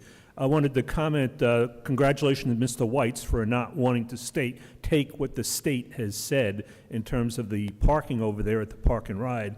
I drove through there the other day, and what you forgot to mention, Councilman Whites, is that parking is now spilling out onto the side streets in the area too. And then many of the side streets in Hohokus, many of the side streets in Ridgewood that are adjacent to the Park and Ride have people who are parking on those streets even though no parking is permitted. I guess people are arriving in the morning, they've got to get to work, so they've got to find someplace to park. The day I drove through, the parking lot was absolutely full to the brim, and I did notice those concrete barriers, so I do hope you get to the bottom of that. It's kind of ironic, though, because the last time I drove through there, the state isn't charging for parking. So that is the primary problem, that people have discovered that parking is for free. So actually, they're slapping us in the face twice.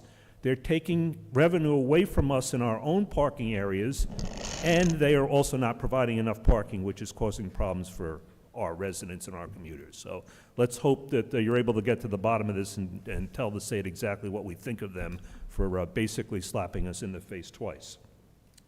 The other thing I'd like to mention is that I did listen in on the Fields Committee meeting that took place on Tuesday. And quite frankly, I am alarmed by some of the comments that were made during that meeting.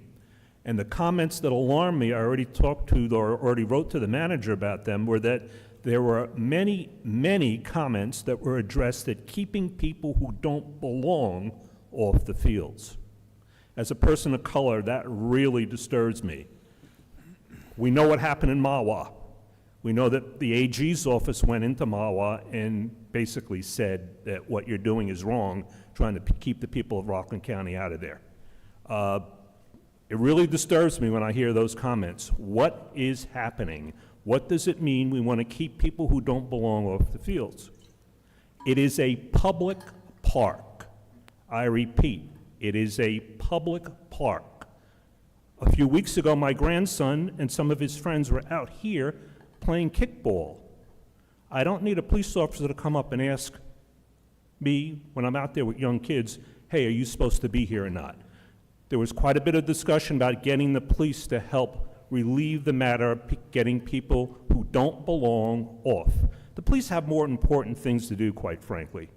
And I hope Chief Lyons tells you that we should not get the police involved in trying to find out who's supposed to be on the field and who isn't supposed to be on the field. Again, those sort of comments alarm me, particularly when we talk about keeping people who don't belong out. Don't like that at all, and I think that should be addressed. The other thing I'll say real quickly is that I was somewhat disappointed in the notification process to say that the village fields were closed. I know that Councilwoman Winograd had some social media posts, but those posts were placed on a Facebook group that is kind of restricted. It's by members only. There was no comment or no notice whatsoever on the village website. There was no email blast indicating that the fields were closed. The manager was kind enough to share with me an email message from Nancy Bigos, but that went to coaches and members of the athletic community only. The people who pay taxes need to know those sort of things as well. So please, the next time you decide you're going to close village fields to them, let everyone know, not only the entitled know. Thank you very much. Thank you, Boyd.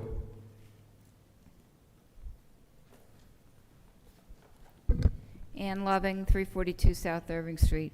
Thank you for listening to what I had to say about the trees. The Christmas tree. I have a couple more things to say. First, regarding cutting a tree down. If a contractor comes to a person's house and offers to take your tree down for free, a homeowner might say, well, yeah, sure, because it could probably cost several $1,000s to take a tree down. But if such an offer was not made, maybe that tree might be left in place for many additional years. I think it's an exaggeration to suggest that every tree that's cut down is about to, die or fall over or whatever. I mean, I do think that that's something to think about, that if a contractor comes and says, well, I'll take this tree down, the homeowner might say, well, okay. Also, in your kind reply, Mr. Mayor, you didn't say anything about my suggestion of planting a live tree at the top of the avenue. The survey that was put out showed a tremendous support for having a live tree, so I'd really like that to be considered. One of the council people wrote me in August and said that they were not in favor of cutting down a tree every year. The optics are bad, for sure, especially because we're Green Ridgewood, and the real effect of taking down a live tree is terrible. It takes years and years for a tree to grow. My husband and our granddaughter planted a pine tree sapling. Well, she's 14, and she was less than 1, and that thing is like maybe 3 feet tall now. It takes a long time for a tree to grow. So, let homeowners take care of their own trees, and anyway, some of the trees don't even come from Ridgewood. They come from Oakland, Washington Township, and some others. So I'm respectfully asking that the entire council discuss this. I would really appreciate it, the idea of that. Thank you.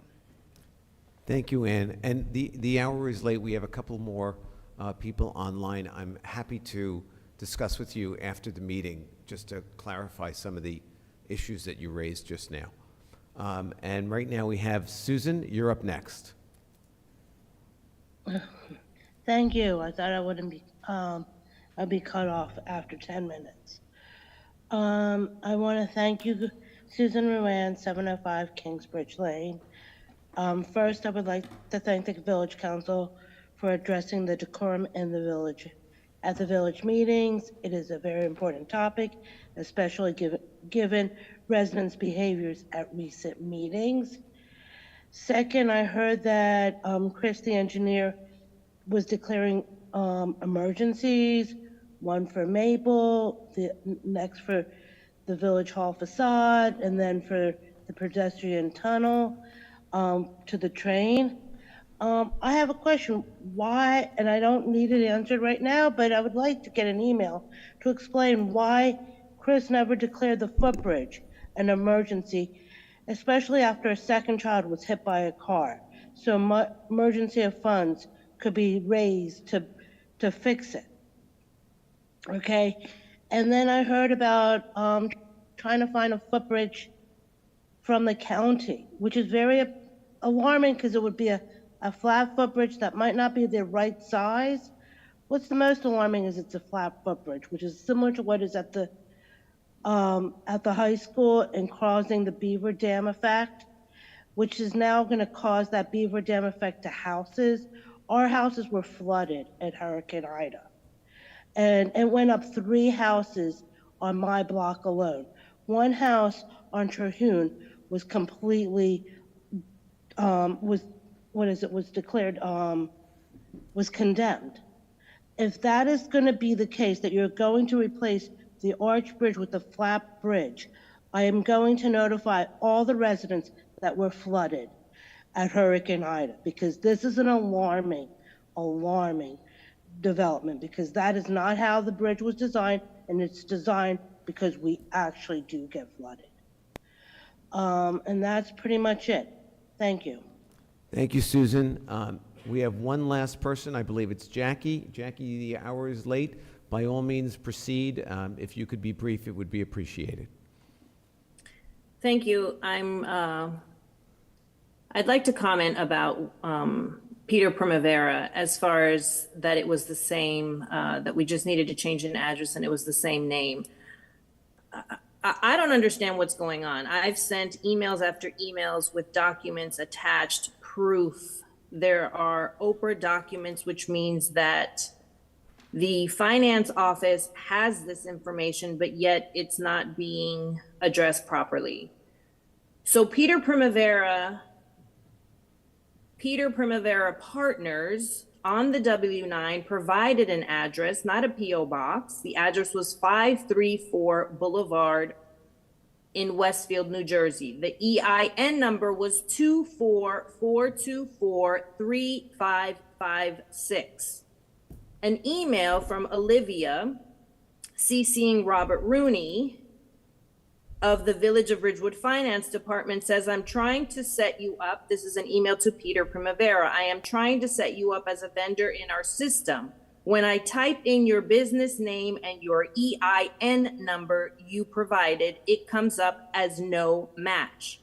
See screenshot attached. So it's not that this person gave information or a P.O. box or this is not the same EIN number that you awarded the second contract to, or that the resolution is being replaced by. Primavera Partners, which is what you're trying to now have a new resolution under, gave another address, 552 Boulevard in Westfield, New Jersey. Not 534 Boulevard, but 552 Boulevard. And also gave a complete different EIN number. EIN number 932041227. So I'll repeat. The first time his EIN number was 244243556. That resulted in no match.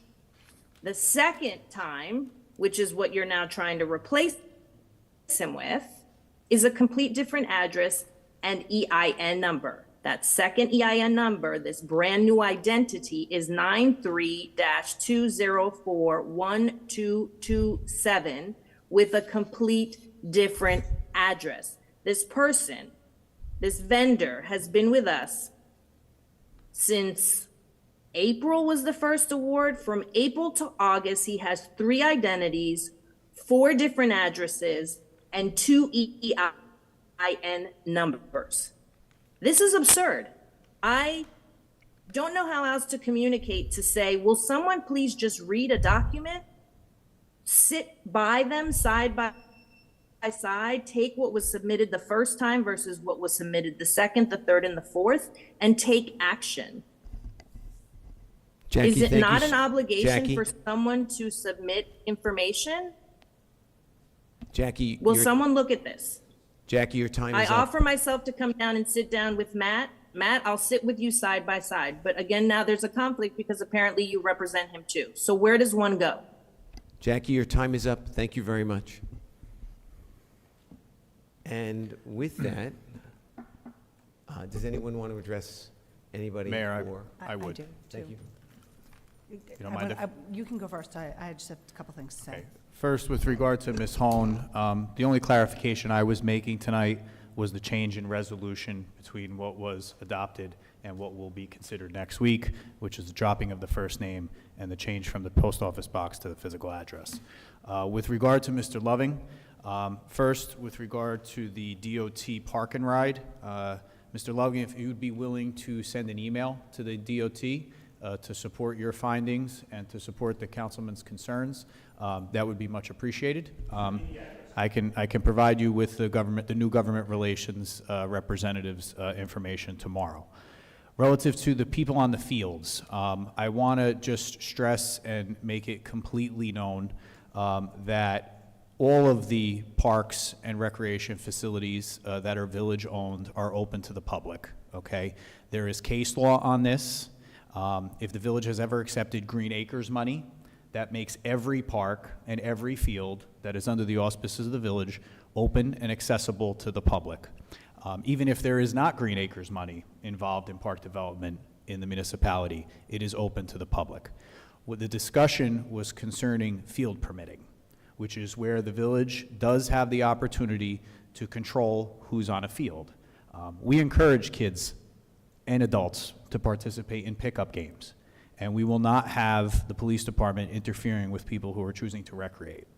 If there is an issue with a scheduled game or activity or practice, at that point, we have the right to say to someone using the field, this ball club, this team is coming on to use the facility, and we're perfectly within our right to do that. The other issue that arose, and it is significant and is something that I need to talk to Matt Rogers about, is individuals or companies coming in and without permission utilizing our facilities for profit. And that is something that we are going to have to address. It is a liability issue. It is a concern that someone is profiting off of the use of municipal facilities without any type of permission or issuance of any type of permit. That is something that legal and I will be talking about. We'll be talking about that with Parks and Recreation to try to address that moving forward. And finally, on the field closure notification, and I already communicated this with Mr. Loving by email, I believe yesterday, although this week's been a little bit of a blur. That one was on me. I've never worked in a municipality where administration put out information about parks and fields closures. It's always been either the Recreation Department, in this case, the Parks and Recreation Department. But I have had a conversation with Nan about that. And in the future, we'll be putting out any type of field closures due to weather or any other unforeseen circumstances. We'll not only be putting it out through Parks and Rec, but we'll also be putting it out through all the village outlets and make sure it's up on the new website. Thank you, Mayor. Siobhan?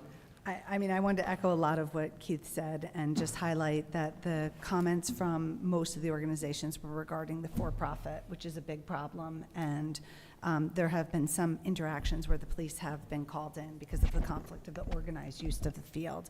But all our parks, as I said in the meeting, are public. They're open to the public, and the public is welcome to enjoy them.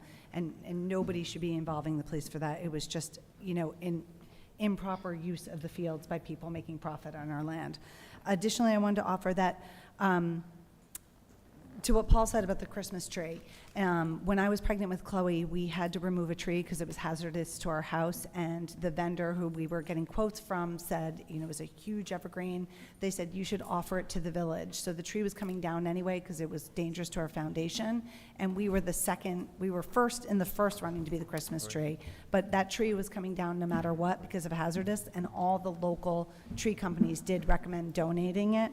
And then, because Suzanne's on the call, I want to make clear, we're not going to put in any type of bridge over by Shedler that's going to obstruct any water flow. I think the suggestion was to look into a temporary bridge that might be reprieved, but if it's flat and it obstructs water flow, we're definitely not doing that. And I think I just wanted to address that because she may still be listening.